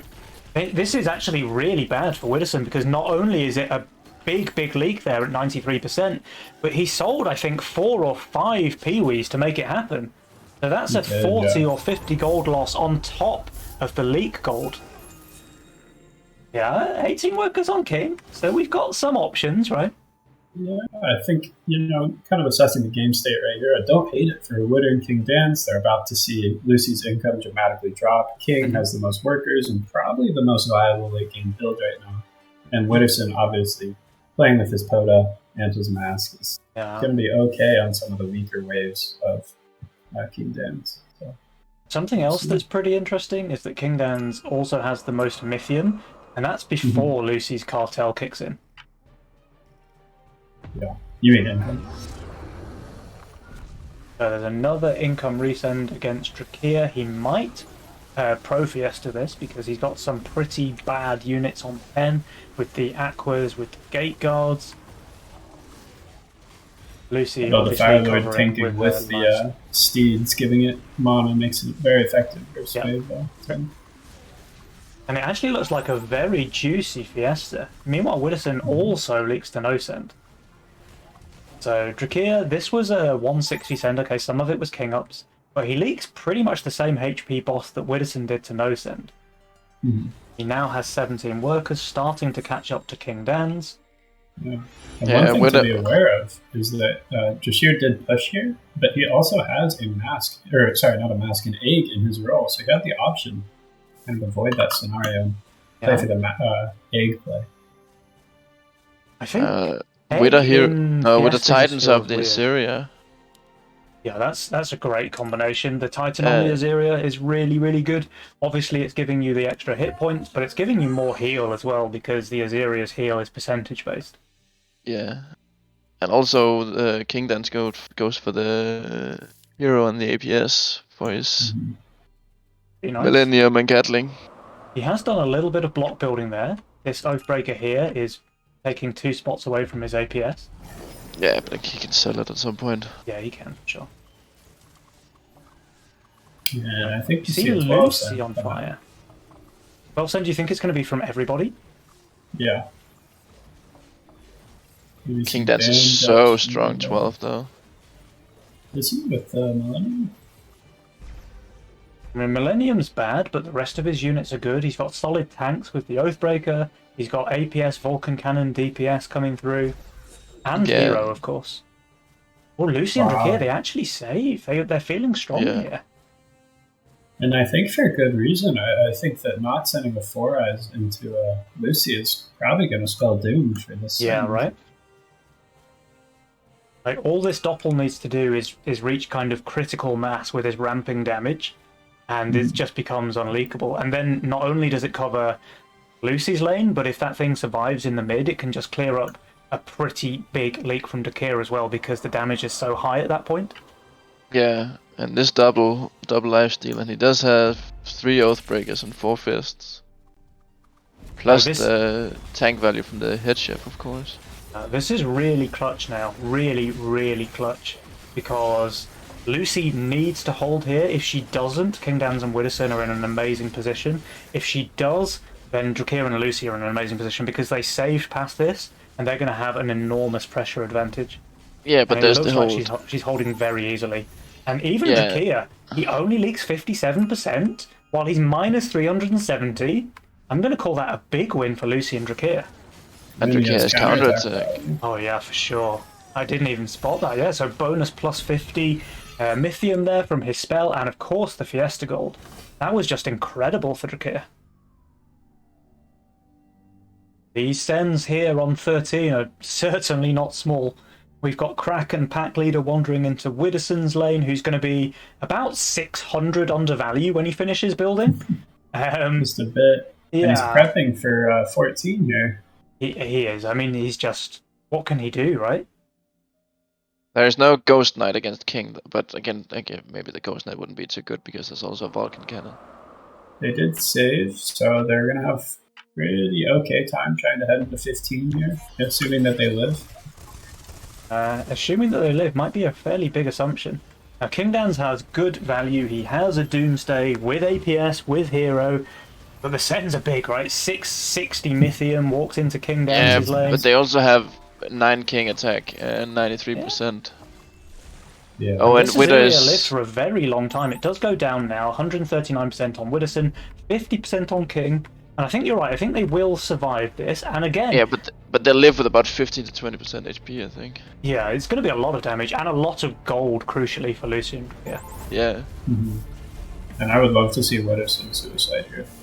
He has to, but I think Lucy might end up doing the same.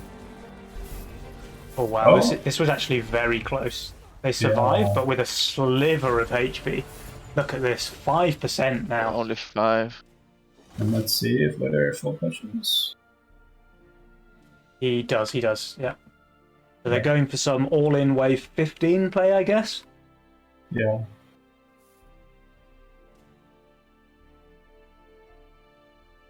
But look at Lucy. With Arcter, Yasora. Yeah, she's ready got some good, good tank value, ready to up that Lord of Death for 15.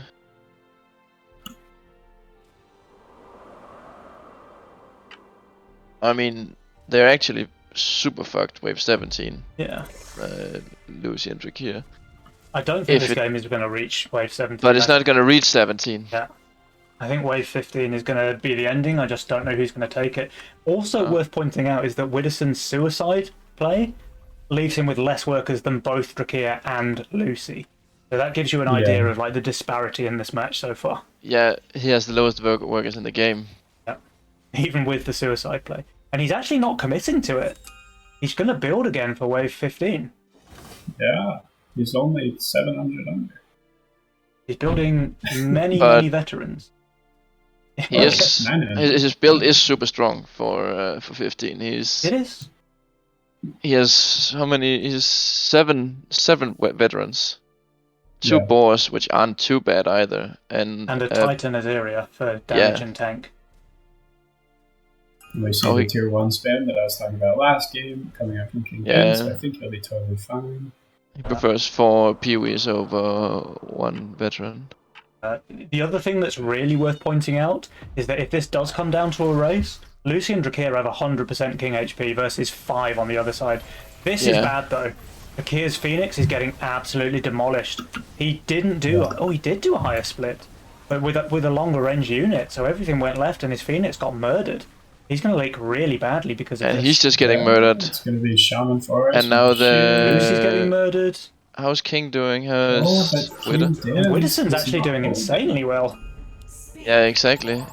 Does he even hold? Wow. No, he doesn't hold. There's no way he holds. But Widdowson holds the longest with 2750 value. That's very impressive.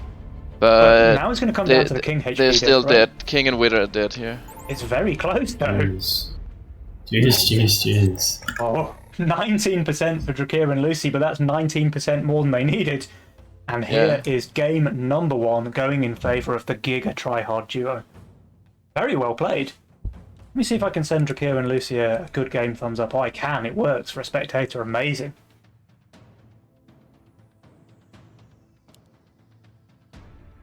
The graph had it really close. The game was like, you couldn't really put a needle between the two teams right up until the end of the game there. Yeah, unfortunately that 12 cent from Wooderson, maybe he wasn't able to hit his 4 eyes in income. But... Yeah. Like if we look at this, wave 9, Wooderson leaks really bad. After selling, it was 5 Peewees, that's 50 gold lost, and he leaks 93%? Like that's just too much to handle. His game is just destroyed after that, and then they just go straight 9 into 13, so he just doesn't have any chance to recover. Leaking 139% there on 13. Of course he goes for the suicide push, and impressively holds the longest on wave 15, so fair play to him for that. But yeah, the damage done on 13 was enough. His build was basically pure 15 counter. Yeah. It was, yeah. Yeah, you see the 13. It's a 5-game series. I think we're gonna see some more out of King and Widder. Oh, for sure. They are not out of this one yet. Also exciting, Drakir getting his first win in with Fiesta, which I don't think anyone would have predicted Drakir to play Fiesta in a tournament game. But I'm very glad that he did. And now with the Conquest format, it means he can fall back on some of his more reliable options, right? He's still got Greed available, he's still got Cartel himself, or YOLO, which he likes to play a lot. When you have YOLO, Greed, and Cartel. Yeah. So I think we can get the clap on the go for FC Lucy, because these guys have got a very good start to this grand finals now. King Dans and Widdowson are going to have a bit of ground to make up. Yeah, but we also saw Drakir and Lucy lose in the first game in the other series, and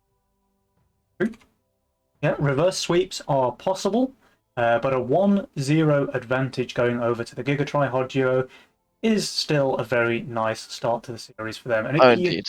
You have to say it gives them like the morale advantage as well, right? They're going into game 2 on a high, and maybe Widdowson and King are starting to feel a little bit stressed. Let's see what happens in game number 2. Yeah. I think it's a bit unfortunate that Wooderson was the one sending into Lucy there. Lucy on a Cartel Butcher Nightmare roll. Makes it really hard for him to try to keep her down while also staying in the game himself. Bit of an unfortunate send order and a mastermind order there. But we do see Wooderson sending into Lucy again in this match. So they're not deciding to mix up the send order. Okay. Well, I'll be interested to see what mastermind options Drakir and Lucy go for this time. Obviously, they can't do the Fiesta and Cartel again. They are forced to mix it up by Conquest. So, kind of interested. But guys, game number 2 is underway. Drakir on YOLO, King Dance on YOLO. Widow Greed, Lucy Greed. King Dan's finally hits a great yellow roll. Look at that. Oh my god. And there's Pulverizer in the game. What a YOLO roll! Pulverizer in the game. How does he do that? What a YOLO roll. Amazing. He's a skilled player. He's very skilled. Looking at Witterson's roll, looks like a pretty typical gun roll. Has the gates for wave 9. And then the LED for 11-15. Jashir's roll looks kind of difficult to play. I'd call this the Boone roll personally, because Boone, famous for his mask. Is that just any roll with mask in it, or? Pretty much. Any roll that you're forced to play masks in, I think, is the Boone roll. Okay. And Lucy has a pretty nice kind of slew of 5-worker starts here that she can choose. I would definitely add an angler here. If you have angler in your roll. Just for the stacks, you mean? Yeah. He doesn't need it to hold, but just to start those stacks rolling is probably a good decision. Getting 24 stacks. Yeah. For the cost of delaying a worker a little bit. I mean, what's that cost? 2 Mythium? Yeah, exactly. I think I am with you on that, Skovtrold. I think the Wave 1 angler is pretty value. Lucy does go ahead and go for the flower, but she doesn't get sent. Yeah. Oh. I mean, that's great. She has mask, so she can still go 5-worker and not be scared. Yeah, but you have to add two. You have to add 2 masks then. Yeah, you have to add 2 masks, but that's going to be leaking here. I think I'd do stay 4 workers, add a mask, and upgrade it, because then you get a dragon turtle and go 6 workers, and then you'll do a big mask on for 4, which will then be angry 5. You're still thinking like season 5 meta or something there, my friend. So if you get the DT with a flower and you have 2 masks, you might leak the DT, but then you just go 7 workers. It looks like Lucy is going with the safe line of play, like you say. Yeah. Calling it. And Jashir goes 6 workers. Yeah, it does go 6 workers. King Dan's obviously not resending into a False Maiden. This is interesting, this positioning. It needs to pull enough for it to die, and it looks like it will. Oh, definitely. Just a bit. What is Wooderson's answer for wave 3? No. The Floral Pixie. No is Wooderson's answer for wave 3. I guess just an atom. It has to be an atom, right? Yeah, it has to be an atom on the right-hand side.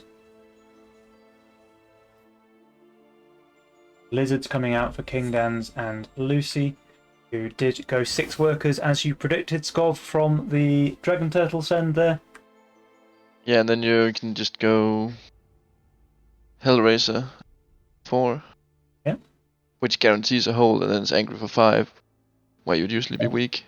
Yeah, I like it. Curious to see if Wooderson holds this. Another thing that I want to point out really quick is about Jashir's build.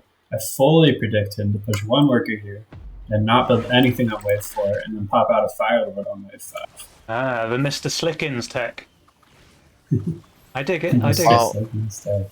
Have you guys realized how strong Lucy's AoE roll is? Yeah. Pretty good. Yeah, that's pretty. Because pretty there's the elite archer. Yeah. I mean, you have to add the archer on the right side. Wooderson kind of griefed his aggro there on his Atom, thinking a bit too much, mostly because the DT comes on in. Perhaps he was predicting a lizard. Yeah. And as predicted, Wooderson's answer for wave 3 was indeed no. Leaking. He would have had a great Fiesta game going on. Yeah. So now we have Dans and Drakir leading the way with 7 workers each, and we do have a resend from King Dans. So if Drakir is full shifting, which he is, will 2 or 3 snails be enough to make him leak? I think it will. I think it will. I think this is a great call from Dan. Yep. I don't know if it's intentional or if he's just thinking about what he has to hit for next wave, but Jashir should be going for a pretty large leak. Yeah. And he's going to hate to see that. Yeah, I mean, 230 value, even though masks are perfect, it's still going to be a pretty big leak, right? Oh wow, it's going to be so bad. Especially when the split was so bad. Yeah, 85% there from Drakir. King Dan's reading him like a book. And what's worse is now I don't think he can afford the Firelord. unfortunately, Witter does fall prey to the exact same scenario. This is kind of one of the reasons that you oftentimes see melee tanks built on the left side as opposed to the right side, is because when you do get sent 60, as example here, the snail will go left and the DT will go right. The DT continues to be a problem for Witterson's Adam, and that's why he's continuing to leak. And gets his Orchid on 5. Holy moly. I mean, he's just...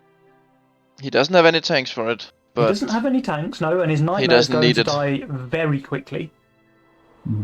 Yeah, but he also has to sell his gargoyle in order to get this violet, so his game is looking harder and harder. Yeah. The triple snail send from King Dan's on 4 really put a dampener on Drakir's game plan. I am curious about this Orchid. I wouldn't have minded seeing instead the Butcher, just because Butcher is substantially better than Orchid, actually, in Wave 5. And he's going to be going for a bit of a leak despite being on value. Yeah. But he is able to just kind of AFK push now. Drakir did hold. But the thing is, King Dan's, because he's 510 value with amazing units on 6, he can just full push, no worries. Here's a pretty big send coming out from Witterson. Lucy, definitely not amazing on 6. Certainly not against a mole.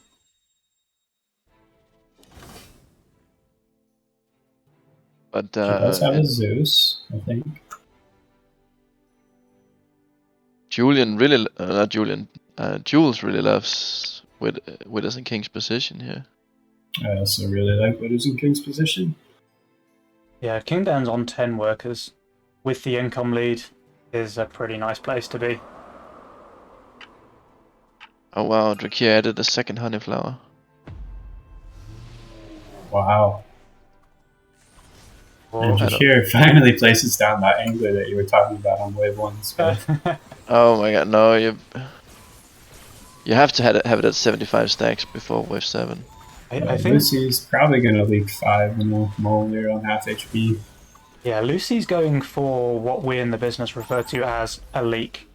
110%. It's a bit of a home run, I believe. It is a home run.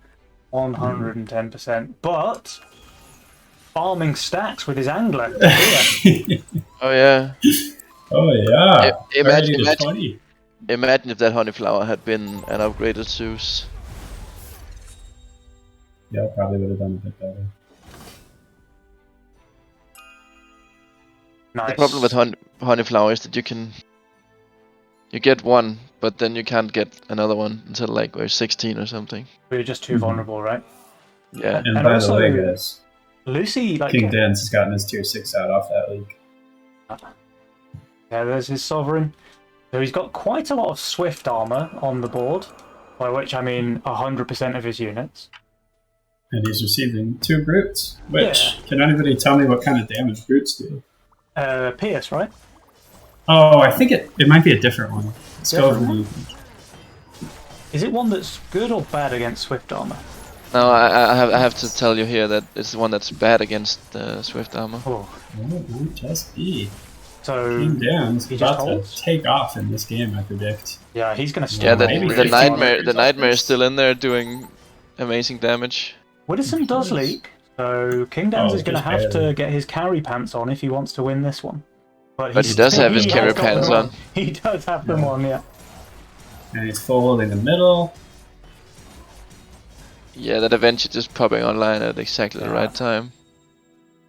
Yeah, and King Dan's just going to turn on auto, I think, and kind of just take this one. Wow. We talk about this? Of course. 15 workers King Dan's. That's pretty not a care in the world. He is on shutdown. There's a chance he leaks if Lucy gets out 80. I think there's a decent chance he leaks actually if Lucy full sends. Like the 2 lizards, which actually do good damage against Swift armor, should be enough to take him down. I'd love to see a couple of boosts here. Oh, she does go for the 80. Witter went for the after income mole, by the way. I don't know if you guys caught that. Let's have a look at Lucy's lane, because I was thinking she was very weak on 8. Does get the canopy, but it's not enough. That's going to be a sizable leak on FC Lucy. Let's hop back over to Kingdom. I think she's holding. King leaks pretty big, does leak, and that is shutdown really gold. Close. But I don't think he cares. He's 17 workers. Yeah, he's 17 workers. Lucy. And Lucy League's bigger than him, so... Yeah. I mean, she got a bigger send, right? That was a mole snail, and it was post-income mole from Widdowson, so that's painful for him. Yeah, definitely a bigger send, but like 18 workers just gathering all the Mythium in the world. 18 we'll is see a lot one of skip workers. here, and then Witter and Dan are going to go 10, and that'll just be kind of all she wrote there, unless Lucy's really overvalued, but she looks like she is so far. Yeah.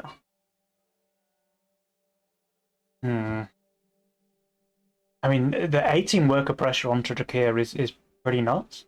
And is he actually shifting 170 gold here? No, okay, he just sells a mask for the Violet, so he is feeling the pressure. He didn't want to go into the wave being 170 undervalue. I can respect that. We'll get his Kingpin for next wave, but it's going to be a very low stacked Kingpin. It's hardly going to be a Kingpin. It's just going to be a pin. It's going to be a Prince pin. Yeah. Yeah, and it'll be an Ogre from Dan, almost certainly. Yeah. Nah, what about Dub? Yeah, okay, he has the mask. There it is. Alright, Drakir and Lucy do save. So if they're able to not get completely rolled over on this wave, they're in a good position. But getting rolled over might just be what happens. And unfortunately, Lucy had exact gold for a gate as opposed to getting a Trinity Archer here, so she's certainly not holding. Yeah, she's definitely not and the archers. I gotta say, I feel it's placed wrong over here. I much prefer it on the side. Oh, okay. Because then it has a much more limited target range. Yeah, so you're not pulling any units to the right. You're just letting it kind of flank the wave and deal damage. Yeah, exactly. Units on the corner. I like that. Because then she actually kills off her mask too, so she doesn't even get to kill this lizard. And Drakir obviously leaking with his Prince pin, just not doing enough damage. It's 57 stacks. Yeah. I mean, how bad would it have been to build it wave 1 and have it gather all the stacks? I agree with you. And then maybe he wouldn't have leaked like 100% wave 4 as well. I don't know. I think, yeah. If you just take the angler instead of the extra worker as well. And they opt to save. So I mean, they have to make something happen, right? Is it going to be? I just don't know. It's not clear. Oh my god! It's not clear. Not only does King Dance have the perfect YOLO roll, there's a pulverizer for his fucking doppelganger. Yeah, that's pretty juicy. And he has used his reroll though, so he won't be able to get like any fortified tanks. So maybe 12 is a possibility, maybe, but it is so hard with the super buff doppelganger. Oh, but Drakir's actually 20 workers now. Oh, they don't go for embargo though. I think they're pushing hard for a 12 send. I just don't know that it's going to work when you've got a pulverizer Kingpin with lifesteal and a pulverizer doppelganger with lifesteal. I think a 12 send is a pretty tall order. Do we see a pro leak here on the side of Drakir and Lucy though? Well, they go for the 12 cent. Do go for the 12 I think the main issue is if they scare Dan and Witter into incoming here, it's actually very much so the correct play from them. True. Pretty much the only way that they can lose this game, at least to me it feels right now, is by leaking this current send. Yeah. Well, King Dans and Widdowson were not scared into the send. We do have an interesting build here with King Dan's building the only natural tank that he has for wave 12, and then adding devil fishes. On the age-old polywalk chase split. Yeah. And Widdowson's building several baby anglers in the split with that new skin looking pretty sweet. Yeah, is it going to be enough? Do get 10.5 HP per gold, so... This is 560 Mythium wandering into the lane, which is not small. No, I think Witter is leaking, but... Yeah. Flip over to King Dens and see how he does. That Doppel's still full HP. Now starting to take aggro, but splitting with the remaining natural tank Butcher. Doing very well for King. Leaking the Widdowson forest. 100%. King Dan's leaks 50. The forest and 2 creeps. Yeah. They're definitely alive. They're fine with this. Yeah, The question just is, look at are they this. going 14?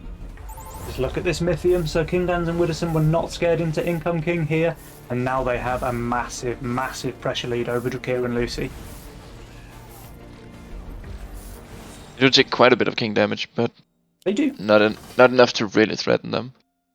And so Lucy's suicide pushing, I think. Or unless. Yeah, she's going in. Lucy's going hard. She's full pushing. She'll leak here, wave 13, no send. And that means they have to go for wave 14. Their only play. But that's fine. Mhm. That's the Phoenix on Drakir, which... Yeah, it's great on 13, but it's not quite so good on 14, right? Like, it would be better if you had the Doomsday.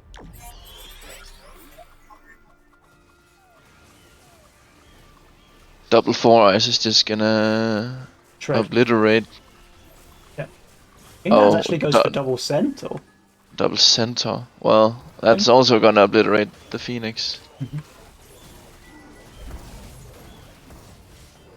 Not sure I agree with the Centaurs, but then again, who am I to question King Dance? I don't like the Centaurs either. Let's question King Dance.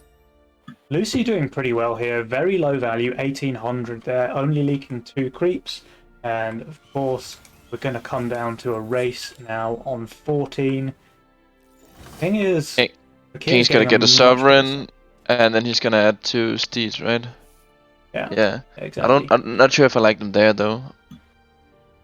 Yeah. It doesn't really matter if they have lifesteal, right? Because they're not doing any damage anyway. They have 0. Yeah.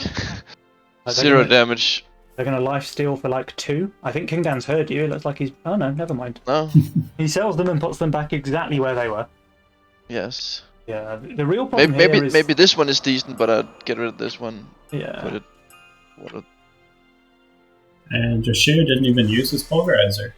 Yeah, the real problem here is that Drakir is receiving double the send that Widdowson is receiving.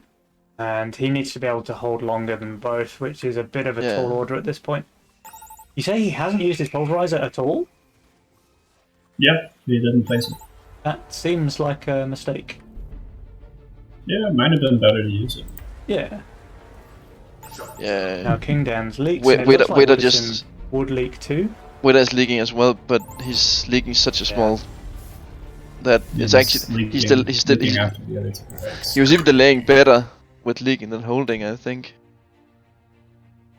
So that brings us to a tied series, 1 apiece for Abrasiet and the Giga Tryhard duo. And this one was pretty interesting. We saw the kind of decent leaks on 12 against Dans and Widdowson. They did lose a lot of King HP there. Yeah, they lost, wait for it, 69%. 69? No way. Amazing. That's pretty... Where's the nice? Come on. Well, nice. It's the nerd in me just can't accept it because they only lost 63%, you know? Oh, damn, they'd lost 7%. Yes, they lost true. 6% already. Oh my god. Unfortunate. But yeah, they got a ton of damage in on 12, but they saved past that. They weren't pressured into income kinging, and that just meant that they had enormous sends on wave 14 against Drakir and Lucy. Yeah.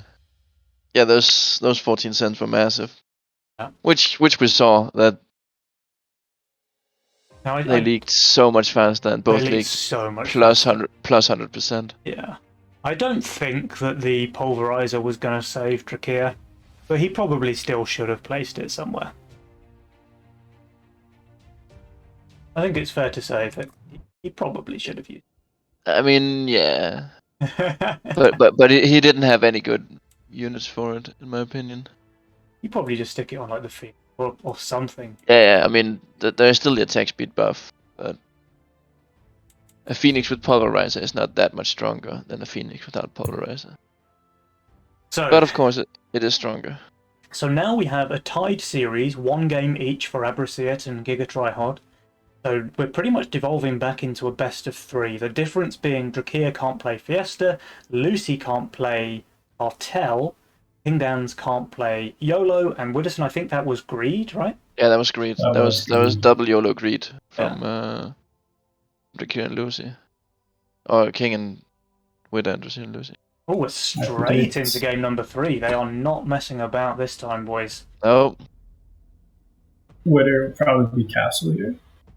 Kingdan's tagline is making perfect sense this series, actually. Kingdan's trying to carry a wash teammate. YOLO from Widder. Let's get into game number 3. This time it's Widder YOLO and King Greed. And both Drakia and Lucy Greed. I'll let you guys talk about the roles a little bit. I'm going to add a scoreboard onto the stream, so bear with me. Are we going to see Widder going with the casket? He has casket masks, which is pretty interesting. Yeah, casket mask is decent. He has Seraphins for wave 5, as well as Sea Dragons, which are decent on wave 5. As wave 6, it's going to be difficult, but maybe a red mask can help solve that. Looking at Jashir's role, it's a pretty nice Bone Crusher start with the cat. Is almost a guaranteed 6 workers by wave 3, and leading into the Mudman Nightmare and Lord of Death really helps cover 11-15, and then Mudman will tank it for the Nightmare. That will be his main DPS. Yeah. Lucy has a pretty classic gun roll here. She is kind of lacking an early, or at least an easy to get to arcane tank. So wave 7, wave 8, and wave 3 are all kind of things to watch out for, as well as wave 11 could be difficult, although she does have the boar and the soul gate. And Kingdan's going with the hog opener. I think that would be pretty good. We see Lucy and Drashir king ups, no send from either side. See, here we see Widder going for the false maiden with the 2 anklers. Yeah. Mm-hmm. So he wants those stacks. Yeah. Oh, and now it makes sense that King went for the hawk. Mm. I would have definitely gone Wild's Room opener with his role, but now he's just the perfect team player because he leaks 2 crabs. Kingdans is so good, guys. How is Kingdans so good? How is he only leaking 1? What is this? Because he's player slot 1. Player slot 1 leaks differently. He's so good. Square number 4. Always put the hawk on square number 4 from now on. I'll put my Windhawk in square number 4 every time, and I guarantee I'm leaking 2. Jashir actually is placing his Fire Archer even split. Yeah, I think generally it's a full hold if you place it up. I've never seen even split. I don't know how that'll be versus the DT. I don't think this can leak to a DT when you have the Fire Archer and the Crusher, because the Fire Archer always pulls the DT, and that just means that the Crusher never dies. Like, this is absolutely fine. The Fire Archer wins this battle against a turtle and 3 creeps. And Dan, playing a little bit like Aviator. He's Aviator. He's got his tier 3 spam coming out. And yeah, as expected, Drakia easily holding, now on 6 workers as well, by the way, wave 2, not too shabby. We've got nice. I was waiting on that one. You're really on this today, kid. Like, it's nice. You gotta do something during these games. Widdowson, I do want to note, was just 1 gold short of his bounty hunter here. No. Didn't you? Oh, the 69 gold. I thought it was income again, which was like, what the hell? Yeah, that was way crazy on wave 3.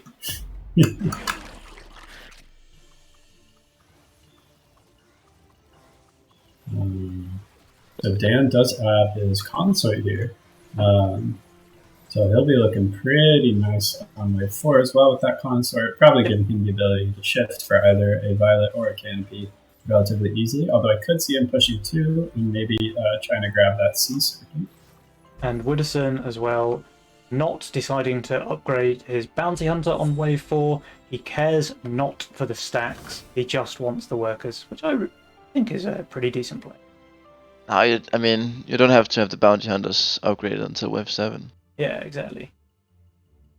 Sure, there's 12 stacks to pick up at 5, but then it's like 9 at 4. Then it's 9 at 5 and 6 at 6. So. It's a full send from Lucy, but not from Drashir. It's so juicy as well. The Fire Archer just pulling 3 creeps away from the Rave. It never dies to those 3 chickens. Really solid positioning there from Drakir, pulling the Fiend onto his Warg. Probably 8 workers from him, though. Yeah, he's already got 7. Does he push? He does not. He's staying 7. That's a little bit overcautious, I think, because... Oh no, never mind. He just pushed a little bit slow. There's the 8th. There's the 8th. But Drakir, obviously, very, very strong on wave 5. And Lucy's starting to show that weakness that I was talking about, right, as we were going over the roles. No easy to access non-natural tank in her greed pick here. And Widdowson is fast approaching that magic 100 Mythium. So if he wants to send imps on 6, he can. Oh yeah, that's true. The imps on 6 are going to be dangerous with that natural. And Dan will comfortably hold the 60 re, I think. He'll probably go to 9 markers. Yeah, the turtle is pretty good against the consort. It does take... He just killed the turtle and then the poison. Yeah. Kills another. That was pretty juicy. It's gonna be... It's a hold. Or a very, very small leak. That's a small leak. A serpent cannot... Or is it the serpent buff diff? 40 hit Surely. points. A serpent cannot hold 3, but it's just 1. It's damn close though. I mean, this is perfect for King.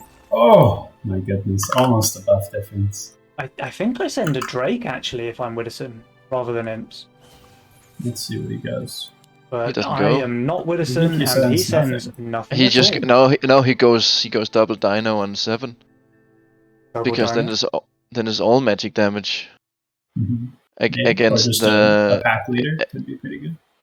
I think the double dino with the natural 2 natural tanks against the full pierce. Yeah. Sure. And it's also income set. It's an income set. Red mask. He's receiving 100. Drashir's gonna be kicking himself that this wasn't a full send. If he sent like lizard or even snails here, I think this probably ends up being quite a big leak against Widdowson. Yeah, because this red mask can pretty much just exactly cover the triple Rockos, but if there's a snail over there, that was it exactly doesn't cover them. But then the little mask just picking up all the kill credit. Yeah. He's still leaking Cannoneer, but he's right, kid. Like if that was 2 snails instead of 2 king ups, this leak is probably looking more like 70% than 26%. Yeah. That's alright. Probably a prediction of a violet there as opposed to this. We're going for the triple brood. Here they come. Bad. And Lucy did reroll. I don't know if you guys caught that. But Lucy rolled away from Badger and into Steed. Like the Badger's just better on this wave, no? Yeah, way better. Probably substantially better, yeah. I don't know if Steed really gives mana to anything useful in her build. So there is the damage reduction buff, but it's also an attack speed buff, so... Drashir does get out his card in. These are big boy sends now. But Lucy does have the gate for later, so the mana is going to be relevant then. But I just think the Badger is what she needed right now, you know? She hit the Badger right now, but what about 9? Well, I think the Badger's better on 9 than the Steed's there as well. With the gate? 75% on Lucy, and we are going to see a low HP Brute leaked here from Drakir as well. 54%. This is some king damage as well. We've got 5 brutes reaching the right side king here.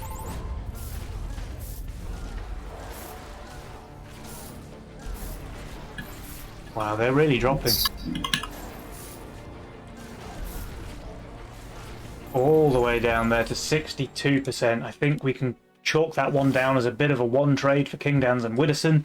Jules only giving them 3% as the edge though. Well, it was 56-44, Tricky and Lucy before the before the leaks. Yeah, and so perhaps more importantly to note, Duels does not calculate for bounty hunters accruing value before they become kingpins. True. Yeah. So with that power spike due to come Widdowson's way sometime soon, he might go for a bit of a leak here though against the 5 snails from the receiving 5 snails. But that's 5 easy stacks. Oh, well, not easy stacks, but it is 5 stacks from the snails. Well, I think he'd rather hold the wave. I think he's losing a lot more than 5 stacks. Yeah. A little bit of a leak I think there. Witter did not expect 140 into 100. Yeah, sure. So that's actually really good for Drakir and Lucy because they were kind of in danger of falling behind a bit off that wave 7 send. But this maybe even things up economically at least. They're still behind in king damage, of course. But doesn't King and Witter go here? No, they don't? No, they go 10 or 11. Particularly because Witter's going to be fine for the next 2 waves. I don't think they want to go 11. Oh. They definitely go 10. With this D-hardened column, they definitely go 10. Now they go 10, and there's also... Yeah, Lucy can get the Vulcan for 10, but... Yeah, Lucy can get the Vulcan for 10, but her tanks are not perfect. The Steeds are just absolutely dead value on wave 10, and the Gate is certainly not perfect either, because those range creeps just do nothing. Yeah.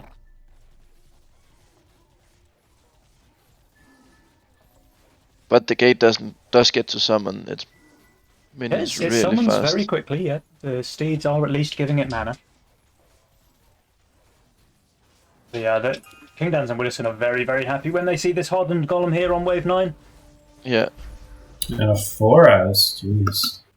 Oh, Widdowson almost leaking no send as well.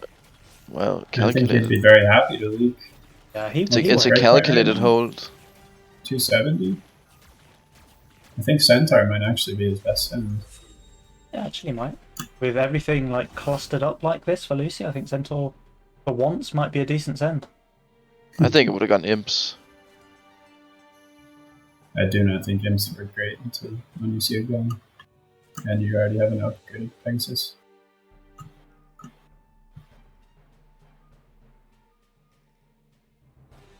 I mean, there's so much natural armor, so... Yeah, yeah. I understand that. And does harden. And he has the Fire Lord, but Lucy's sending 2 lizards. There is a doppelganger here for Drakir, which is pretty good on this wave, but the D-hardened golem just dies so much faster than he would have liked.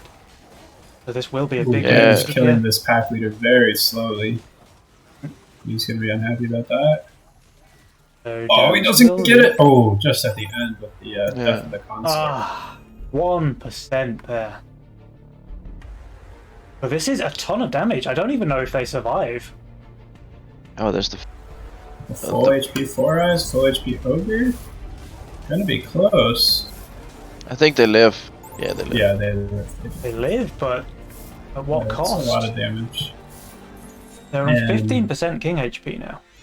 Hey, the 2 teams combined have 100% king HP.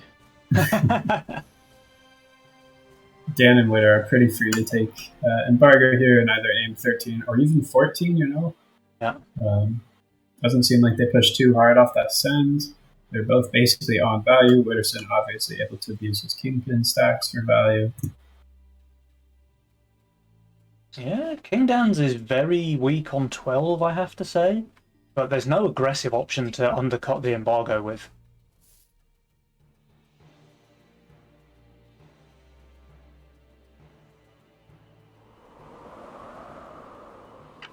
Yeah. I was looking at King and thinking, he's not the best for 12. But then I looked at Witter and saw, oh yeah, there's the bounty hunters. Oh, he is the best on 12, yeah. Lucy killed her gun there? Yeah, it doesn't matter though, it's only a small gun. She didn't get the upgrade there. It's a small gun, there are 2 gates just spewing out minions. And Drakir and Lucy both take the Protector rather than the Embargo or Investment.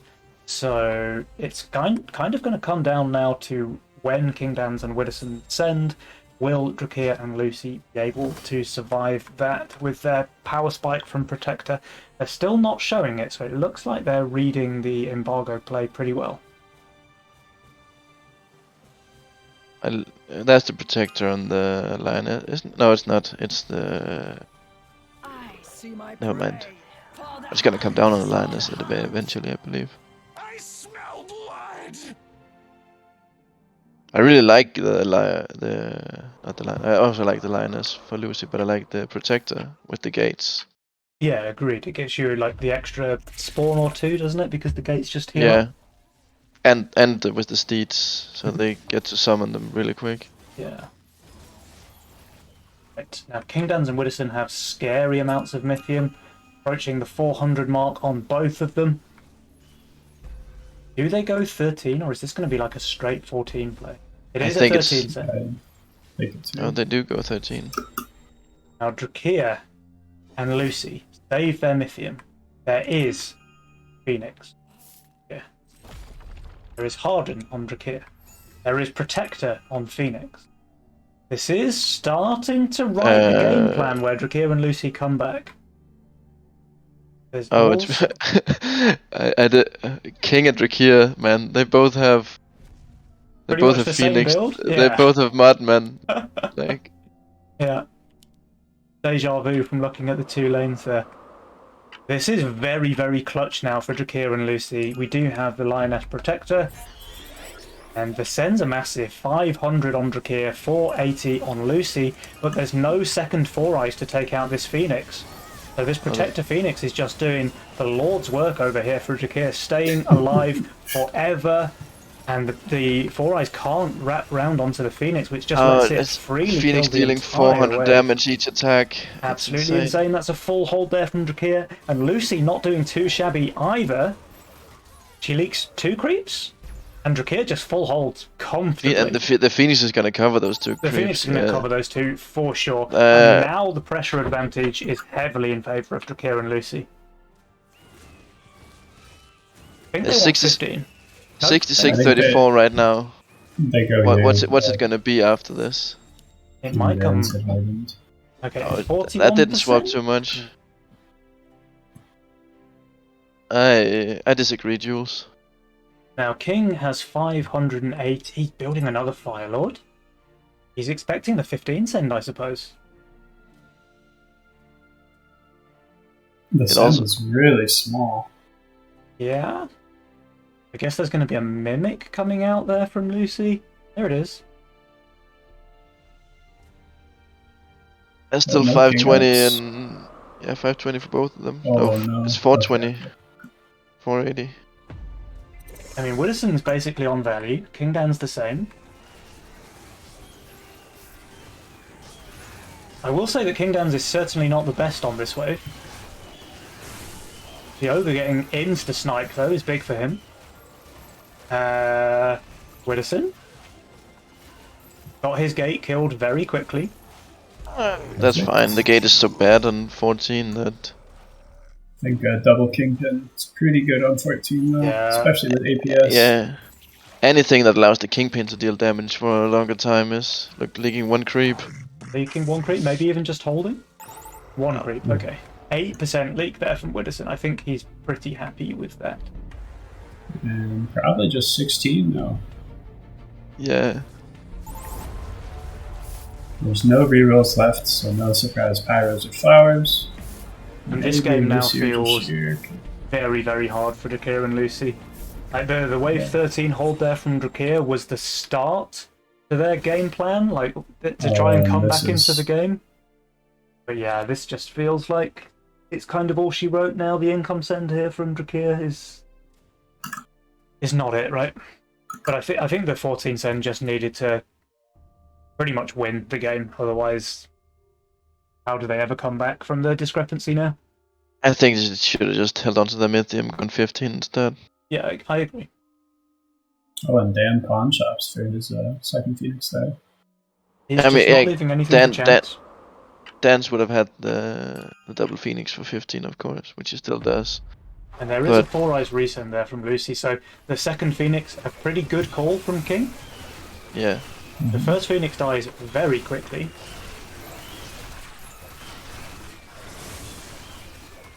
The second Phoenix is backline.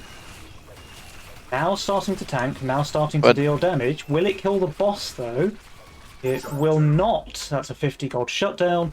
And Widdowson, he's leaking too. I don't think it's enough, however. There's no there's no damage at all. Wow. Yeah, but both bosses Imagine are very low. Imagine the 300. Yeah. Okay, the boss without HP means that they should survive this. Yeah, both of these octopuses are low, and there's no shaman. I think they will survive, but they're cutting it close. I mean, isn't it 3 of the small ones to deal the same damage as a big one? Maybe. I think Drakir probably kicking himself for not doing a full send there on wave 15 though. The Cannoneers and the Hermit. Like, imagine if that was... I don't know, he didn't quite have Shaman gold, did he?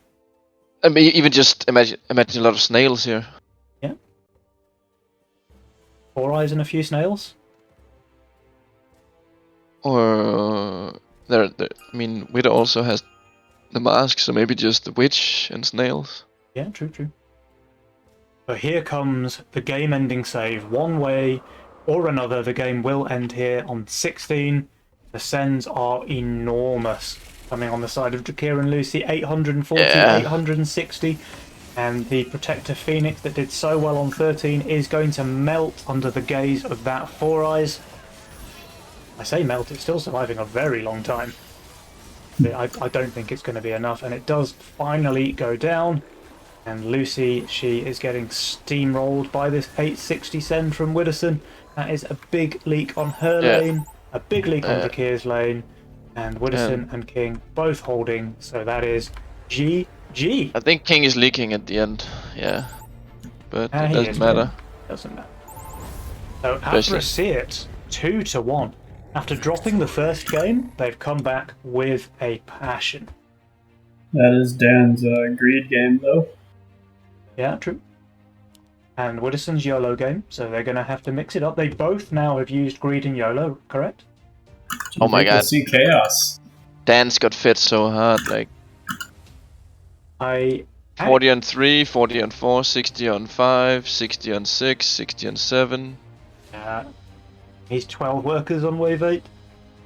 Yeah. I did like the snail resend into Widdowson, getting that big leak against his kind of greedy gold shift there. I thought that was a really nice play for Drakir. But yeah, they took so much damage on 10. It really came down to that Golem harden on 9, right? I don't think Drakir needed to harden there. He's minus 15.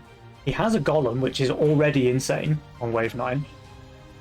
And for sure, if he hardened 10 instead, he's killing the boss, right? Maybe even full holding. Well, he leaked the boss with 123 HP, right? So. Yeah. But he might even kill the 4 eyes if he has the hardened Golem on 10, because it lives so much longer. Yeah. But you can't really do ifs, muts, and babies, because maybe if Drakir didn't harden on 9, maybe they just go 11 instead. You know, it's really hard to call things like that. Yeah, the trigger to go 10 was definitely the fact that it was hardened on 9. Yeah, for sure.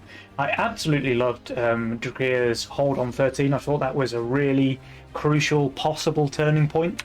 But then the fact that their 14 send just didn't get anything done kind of sealed their fate there, and then that's just all she wrote there on wave 16. Yeah. I suppose there's a small chance if Drakir full sent on 15, maybe it's enough to win the game, like if he sends 4 eyes instead of the Cannoneers. But we'll never know. All we can say is it's time to find game number 4. And now it's Abraceit who have the advantage.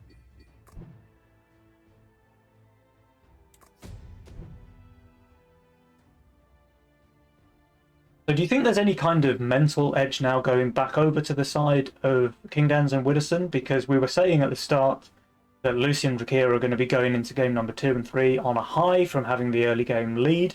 But now it's Lucy and Drakir who are fighting for their lives, because one single win is the end of their tournament for King Dans and Widdowson. So Lucy and Drakir having to go for the reverse sweep of their own here in the grand finals. Can they do it, or will we have Abrasir winning the August Overclock here in game number 4? Any favourites, Skovtrold? I mean, Kingdoms and Wither, they're missing some crucial mastermind options right now, so we might see something happening. But then again, they both have Cartel. I know Widdowson likes playing Castle as well. Yeah, there's even they even have Chaos available, so they do have Chaos, and I think if there's a team to play Chaos in the grand finals, it probably is Kingdans and Widdowson. So I think we might see it happen. I think it's going to make for a very interesting game. I could see King come up with some just amazing Chaos strategies. Yeah. Right, it looks like Drakir has just gone AFK for 1 minute, so we'll have to back. We're also missing Wither. Missing Widdowson as well, yeah. So I might take the opportunity to go and grab myself some water because my cup seems to have been stolen by a child when I wasn't looking. Those pesky children. I know, who'd have them. Let me pop the schedule screen on and I will be back in 1 minute. We have got a small pause here while the teams wait for game number 4 to start, so be right back.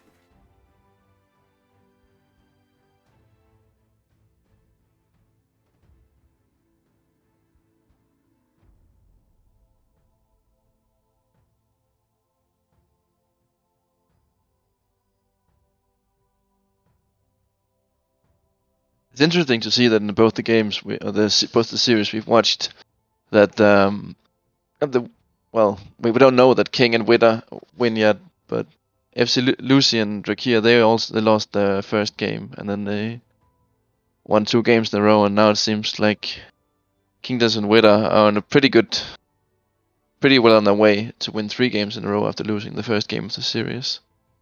Yeah, we'll see. I think these most recent games have been pretty close. Dan and Wither definitely in the driver's seat this one, particularly after the 14s end.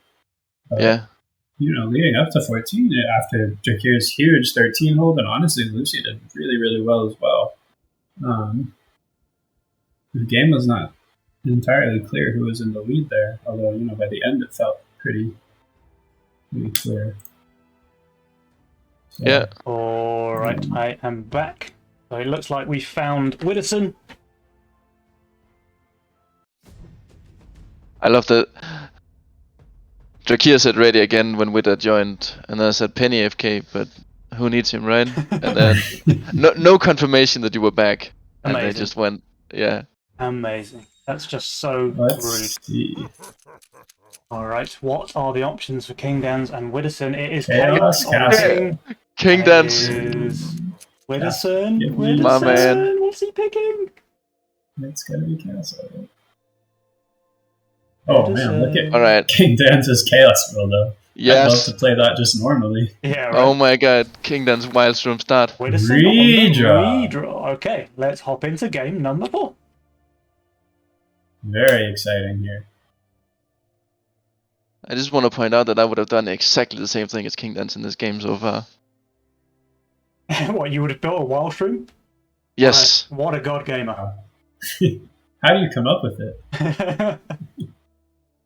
I actually quite like the mastermind choices from Kingdans and Widdowson, by the way. So Kingdans has gone for maximum RNG variants, and Widdowson is going for minimum RNG variants with the redraw. So he's guaranteeing himself a good roll there with the 4 rerolls that you get? Yeah, it's plus 3. 4 total. Looking at Drashir's roll, it's pretty good. Obviously, the Flower plus the Chloropixie has a lot of inherent synergy, and the ability to kind of easily start that Angler really gives him a lot of chance to still push, despite investing 40 gold in a unit that's kind of dead weight early on. Yeah.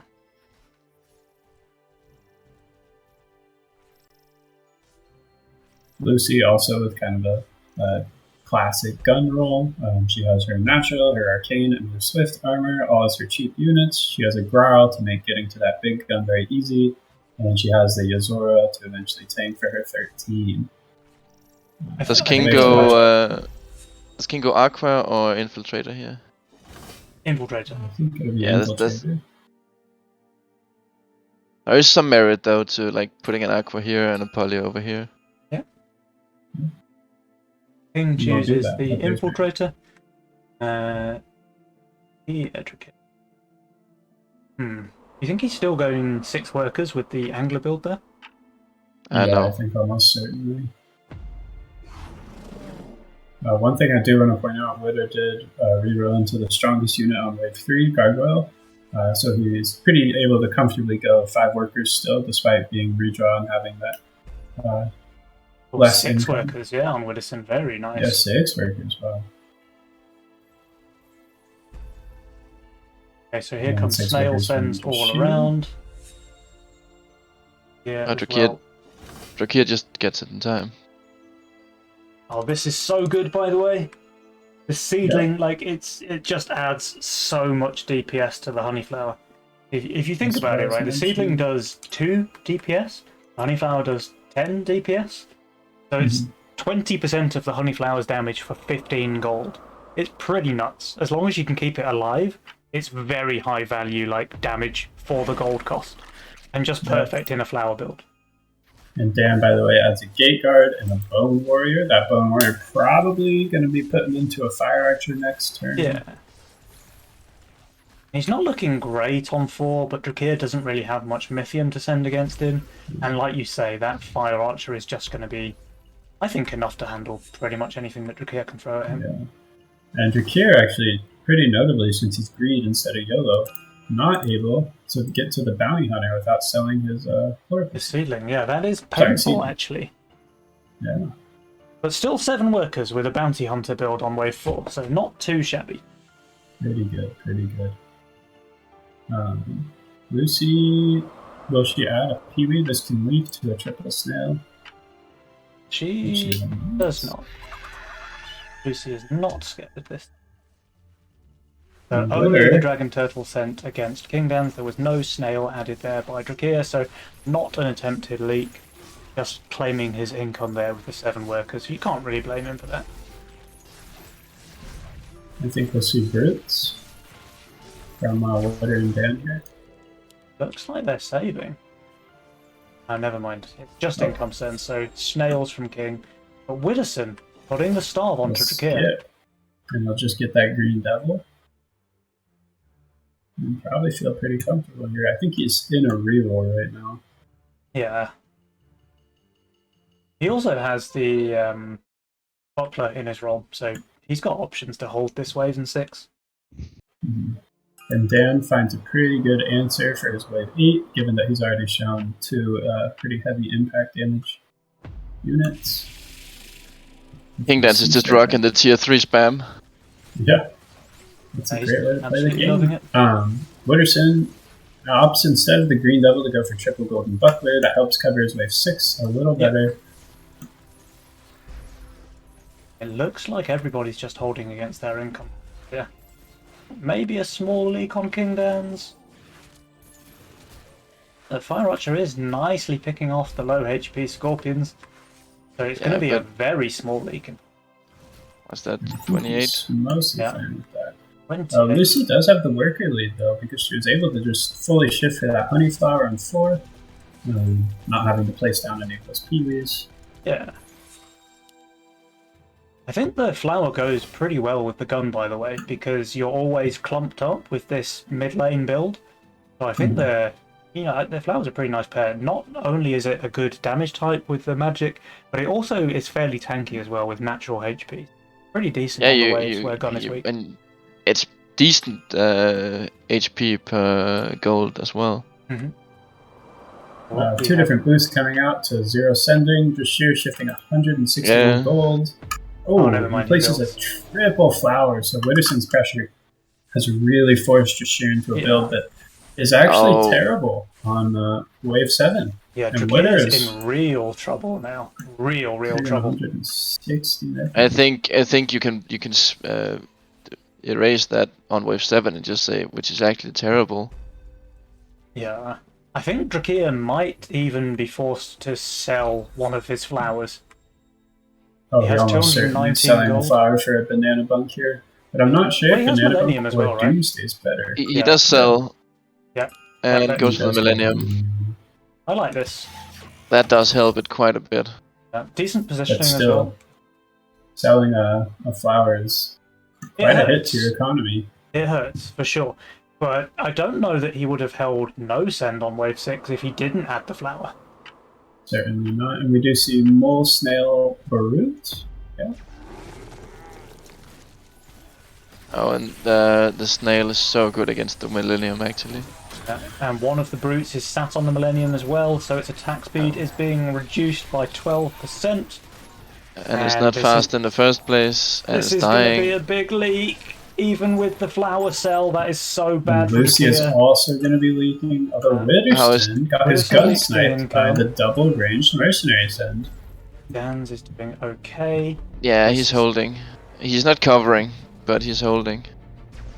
But let's just go over this one more time, because Drakia built a third flower on wave 6, sold it again on wave 7 for a Millennium, and still leaked 93% there? That's just crushing for Drakia. Like, his game is so hard after this. And that's just the lack of a usable tier 2 or tier 3 in his role.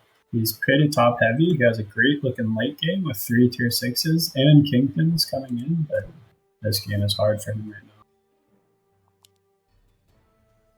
now. And King Dan's is about to start taking off. Mouse workers in the game. And the treasure hunt. It's the same with work as Lucy, actually.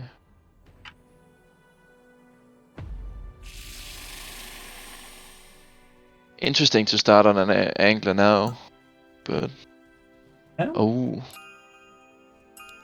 the deep coiler is being sniped, but it doesn't matter. It doesn't matter. He's got enough value for this, and there's no scent. Yeah. Curious to see what I'll add here. Probably the Halo. King Dan's role. Yeah, he could go. He could go Butcher as well, or just Harbinger, or got options, right? Yeah. We do have a split send here. Lucy sending. I think it's. I would go Butcher Steed here.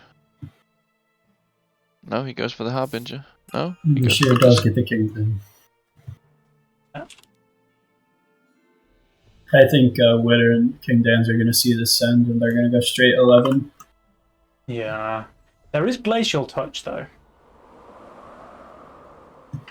Glacial Touch is not too good 11 though. It's not as good as it is on other ways, but it's still decent added damage. Yeah. But I mean, they've nerfed it a couple of times now. They have, yeah. Right, is this Witherspoon's probably going to go for a bit of a leak here. The Imp Brute, pretty good send against Witherspoon's board. He has a lot of natural HP there. And now the wave is on the gun. It has no chance to defend itself. 61% there against Witherspoon. Oh, but Dan found a great answer to wave 10 as well with the Sovereign, so you should be feeling alright. Yeah. I really suspect they go straight 11. There's still a full HP coiler, and even though it is pierce into fortified, it's also a coiler. So, yeah, King is covering nice and stacking his ankle. Oh. And right as I call his stacking his ankle, the brute kills it. Alright, there is a one snail send from both King and... 58 stack angler built in wave 8, and it's wave 10 now. That angler really ramps up quickly now since the change. I think the death cap is fine, like it's tanky enough on wave 10, it's tanky enough on wave 11. It's really good 12. I think he's just getting home run here though, no? It's going to be a counter-attack into... It's double death cap upgrade here. Yeah. Well, I think it's just going to be a siege ram. Siege ram's quite good against Kingpin. Oh, but he has the Kingpin on 122 stacks. Yeah, but imagine if there was a send here though. With that Millennium getting killed so quickly, I think the kill would have leaked really bad. 2 brutes and the Kingpin, and he's not in a good shape. Here's the income send. Witherspoon, by the way, went one more of his barrels, but did not find anything.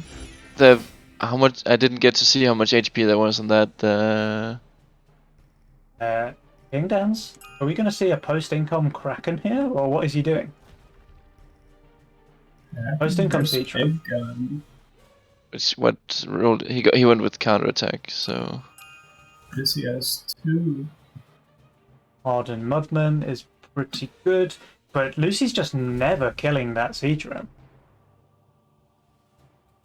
Oh, and no. A death cap is also being denied, both the cannon and the death cap. Maybe Lucy could do like counterattack king upgrades or something like this. I don't know. What about the glacial touch millennium? Doesn't it just get sniped? Lucy does do counterattack enough. Yeah, I think that's a good play. Oh, because he has sent tanks, it doesn't get sniped. Yeah, Dan did get a after income ghost knight, I think. But look how long it takes for Lucy to kill the siege ram. She just gets onto the wave as all of her melee units die. The millennium is dead. Now it's just the kingpin versus 10 boars. King Dance leaks hard. Lucy leaks hard. Is this just the series? Kia leaks decently. 17 creeps. They do have 8 king attacks. They have no king spell, however. This might be game. I think it's close either way. It's 17 creeps, or 16, and a hermit against. Yeah, hermit. Yeah, this is game. Is it? I think they live. They need a few more. They die 13 if they don't. It's so close. It's so Although close. Dan and Witter did not push hard. Oh. So 13 is perhaps out of reach here. But they don't have. Oh, Lucy is actually kicking off here. How is Lucy on fire? It's How is Jules giving them 48% chance? What is this? Because it's 13 versus 15 Etten. Yeah. He's also went after income. So he's down the 80 gold from the round. Yeah. The post-income send really hurts your power score. But that will stabilize next wave. It's just like a one-wave dip, I think.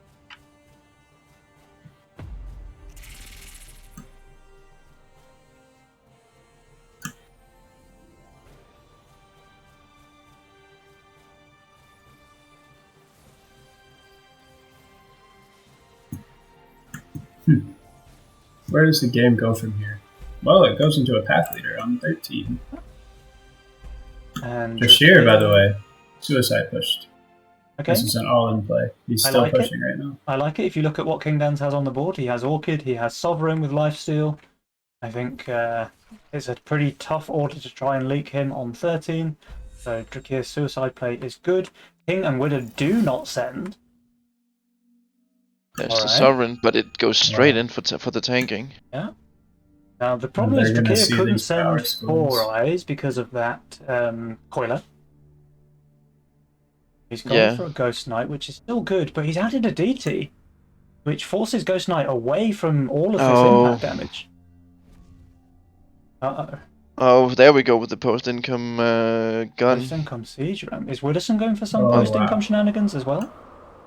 What does he get? And they do make the correct read here. Wow. That's far from adversary with a deserved win.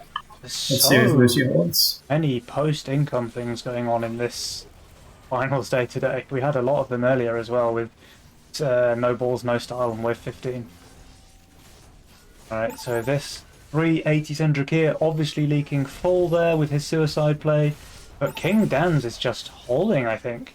That Sovereign just doing exactly what it has to do. Tanking initially. Lucy leaks as well, so that's all she wrote. And King Dan's and Widdowson, they are our August Nova Cup champions, winning 3-1 here against the Giga Trihod. You're well played, guys. Victory.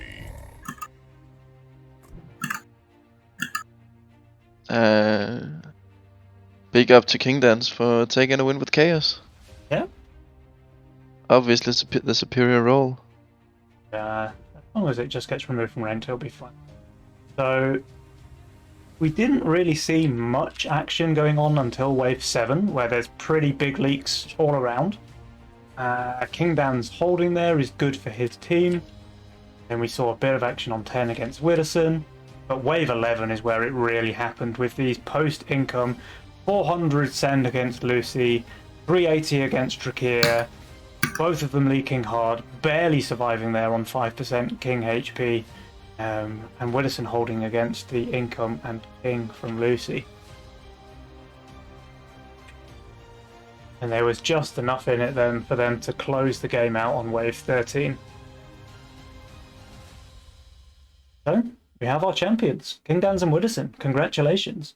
Lucy and Drakir, commiserations. They still made it to the grand final, so a good showing from them this month, but not quite enough. And King Dans and Widdowson will claim the crown. Well deserved. Yeah, definitely not a weak showing from Lucy and Drakir.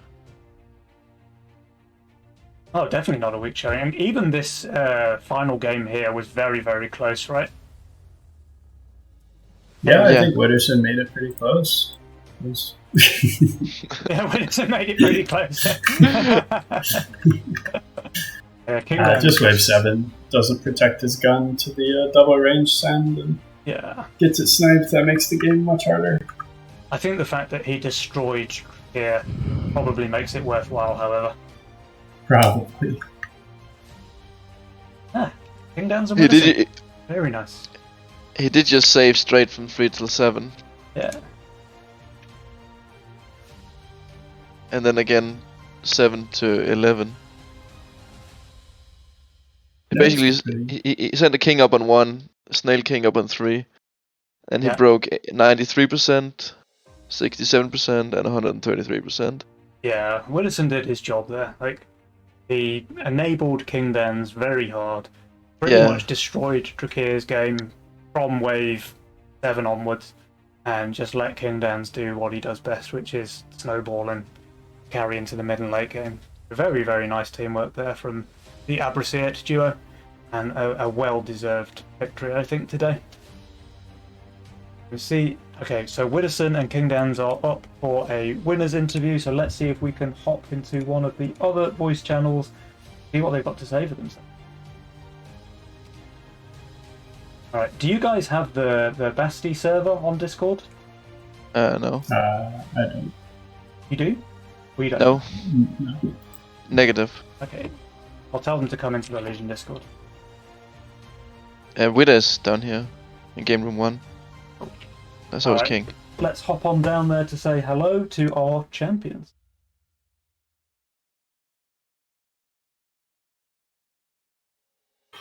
Hello, hello, hello.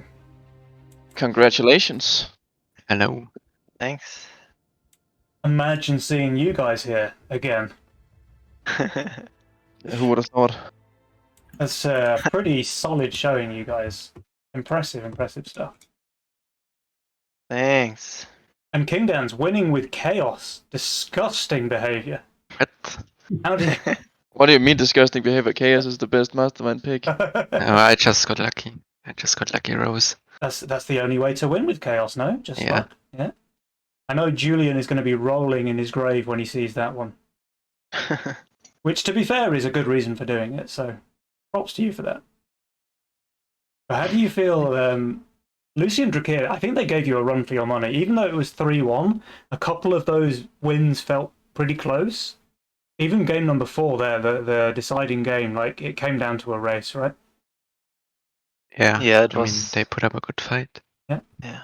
It's always close against them. They are really, really good. Yeah, they're a really nice duo to play against. I think one of these days they're going to have to win a Nova Cup. They've got, 4 more months left for the end of the year.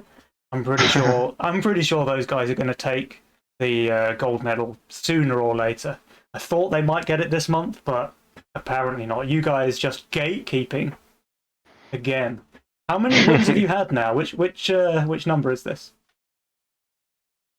I don't know. 4? 3 or 4? 3 or 4. It's too many to count, Widdowson. But yeah, you guys just put on a very impressive show there. So, yeah, a very well-deserved 3rd or 4th win, gotta say. Do you want to walk us through a bit of your mastermind decisions there? I'm kind of curious as your strategy. Yeah. Go ahead, King. Start. No, you start. Okay, so I think for both of us, Greed is the number 1 pick and YOLO is the number 2 pick. I don't think there's much discussion about it. Like YOLO, even if you have a bad roll, you can reroll on 1 and you have 6 income. That's fine. But our third pick was a bit flex. I was not sure what to pick. I was also considering Chaos, but I didn't do that many games with it, so I rather took the redraw. I was expecting Castle. Yeah, I don't know. In the beginning of the season, Castle was like free elo, but it does not work anymore for me. I tried like 10 games and I lost all of them or something. So no, I'm not gonna try it again. And also in the tournaments, it never worked with the Castle games. Yeah, it's just too easy to be kind of run over in the early game, isn't it? If you're Castle, like if you get starved in the early game, you just fall behind really hard. It's difficult to hold against the big send when it comes, and then even though you get the like income power spike on 11, it doesn't matter if you're 5 workers behind your enemy, right? Now the problem is that the workers start being better after 10. I think that's a really big difference compared to at the start of the season, when it was still just double workers after 15. Yeah, of course. That's a fair point. And I did actually like in the fourth game there with King taking like the maximum RNG option with Chaos, and Widdowson, you just go with the safest possible redraw, right? Like you're guaranteeing that you're going to have a good roll by having those 4 rerolls available. So I thought that was quite a clever pairing there between the mastermind options. Yeah. Is Gun kind of what you think is like the most consistent, stable opener with redraw, or was that just kind of you saw it in your first roll and that's the easiest unit to build around? Yeah, I think Gun is one of the rare S tier openers, and it's super flexible to play. And I hit one redraw on wave 1 where I flexed my opener. I also took the Circa for an opening possibility if I hit like a Oathbreaker or something. But then I hit the Gargoyle and I hit the Infiltrator, and yeah, that just means we play Gun. Makes it a lot easier to play. Yeah. And did you expect at all the Fiesta pick there from Drakir in game 1? Because I loved that. I didn't even see that, to be honest. I thought that was pretty stylish there for Drakir to go game 1 grand finals Fiesta, and not only pick it but win with it as well. I thought that was pretty impressive. But yeah, I was like, Drachi is leaking and leaking and leaking. Yeah. But afterwards, I saw he was Fiesta, so all the leaks were not even that bad. Yeah. I think he put a ton of pressure on you in that game as well. Yeah, that game, wow, I starved myself so hard, and it was after Lucy had the Yosora with Butcher buff on wave 6 against my brutes. That was just the best unit he could have in that spot, and yeah, I starved so hard for that, so I was giga out. Yeah, Lucy had an amazing role that game. Yeah, she did. Such a perfect cartel nightmare opener. Dan, do you want to talk a little bit about your chaos idea here? I see a lot of tier 3s as basically the main concept and kind of placing units for slightly later waves, but mostly is it just kind of thinking ahead a couple waves, or what's your... No, like the plan is not to just go tier 3s. I just, like whatever is good in my opening roll, I open with it, and then I just try to build around it. Like you can see the roll 1 wave ahead, so you can already know how much gold you will need. Yeah. Quite difficult to kind of shift gold though, isn't it? Because you don't know that roll until the wave has already started. Yeah. So you don't know, like if, I don't know, on wave 6, for example, you can't say, oh, I'm going to shift for bunk on 7, because you just don't know that you're going to hit it.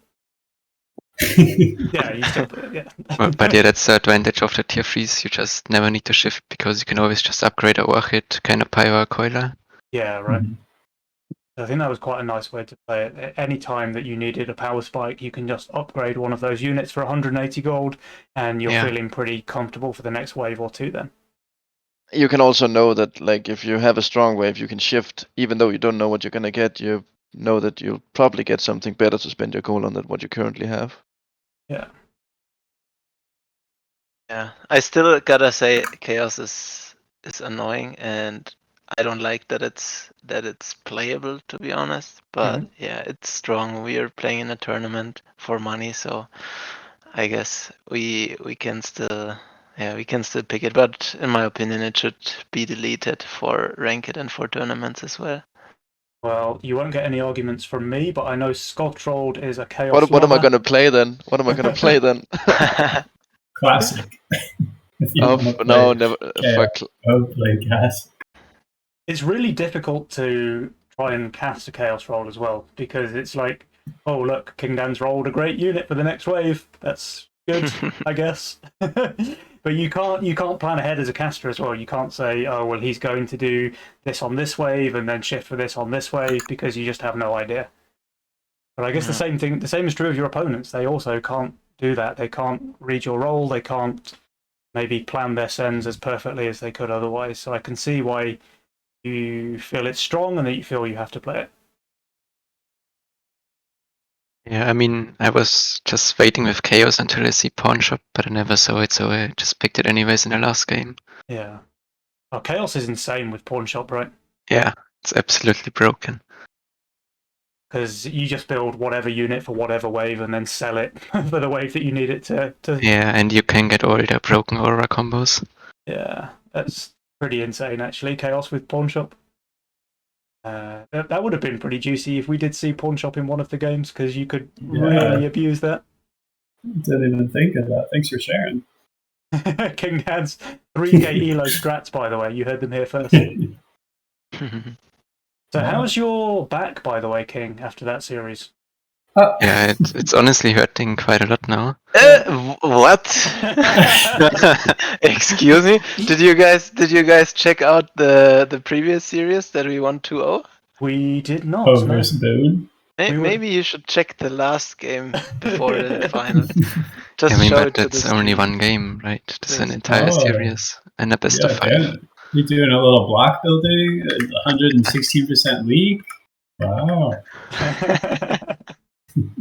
31% average league. No, but to be fair, it felt like in the series, Widdowson, you were playing a bit of an enabling role, right? So you were starving yourself quite a lot in order to keep your opponent under control, and that just took a lot of the pressure off of King, I feel like. It was not planned, but I don't know, when they play Mask Flower, I just go for saves and screw them up in tournament. But I also, I could just go income because I always got a huge lead on them early on, and afterwards I could just go income because I knew they couldn't pull ahead. Yeah. It was just pretty fortunate. Yeah. I think you ended up as the highest power score player in nearly all of the games. Although Lucy was actually on fire at the end of that game, so it was Lucy was the highest score in the last game. Yeah, to see Lucy get shot down and then lose the game on the same wave. A bit of an interesting one. But guys, massive congratulations once again. It's always nice to see you guys play, because you do bring just an extra level, I think, of strategy into the game. So it's impressive stuff to watch, and a very, very well-deserved win here for the August Nova Cup. And I'm sure we will see you guys perform well next month as well. Although maybe it's time for Lucy and Drakir to win one. What do you say? No. No. Not against us. All right. Lucy and Drakir, you heard that? That's fighting talk. They're not going to give you an easy ride. If you want to take the September Cup, you guys are going to need to bring your A game, and I'm sure that you will. So I think we probably need to wrap up the stream at this point. So once again, massive congratulations to our winners, Abrasiert, King Dans, and Widdowson. And thank you to everybody involved in organising the tournament. That's Schnerd, Natto Dog, obviously the whole team at Auto Attack Games, and everybody behind the scenes that make these things happen. It is a lot of work those guys put in, so massive thank you to everybody involved. And final shout out goes out to all of the players, because we had an incredible number of signups this month, actually. All of the lower divisions overflowed massively, and we had to actually expand the brackets in Divisions 2, 3, and 4 to allow 32 teams to play in each, which I just think is fantastic for the future of Legion, really. We've got so much kind of tournament players coming through at those lower levels. It's eventually going to filter up to the top level as well, and I think that's just a really nice direction for the game to be moving in. So great stuff to all of those players. I hope you enjoyed yourselves, and I hope you all play again next month as well. I'd like to give Skovtrold and KidK a big shout as well for joining me on the cast. It's been great working with you guys. It's really, really helpful when you've got a solid co-caster on the table, and I had not one but two of those. So thank you to you guys, and I'd like to give you the chance to say some final words before we wrap up. Yeah, thanks for having us. Or thanks for having me at least. I enjoyed it. It was really great to be casting again. Nice to enjoy a tournament where I can't lose. Why do you think I cast? Yeah, I know. Kid? Had a great time. Thanks for having me again. Hopefully, next time maybe I can play some. And it's fun to watch some high-level Legion. Just good time. Absolutely. Oh yeah, also shout out to Julian for bailing on Penny. So. All right. Do we have any final words of wisdom from our champions before we end the stream? Not from me. No, just thank you guys for the cast. Thanks for the big tournament to the creators of the game and the sponsors, and thanks for watching and chatting and participating. I love the community. I love the game. Let's keep it growing. Absolutely, dude. That's a fantastic note to end on. So Twitch chat, I hope you enjoyed the show, and we will see you next month. Goodbye.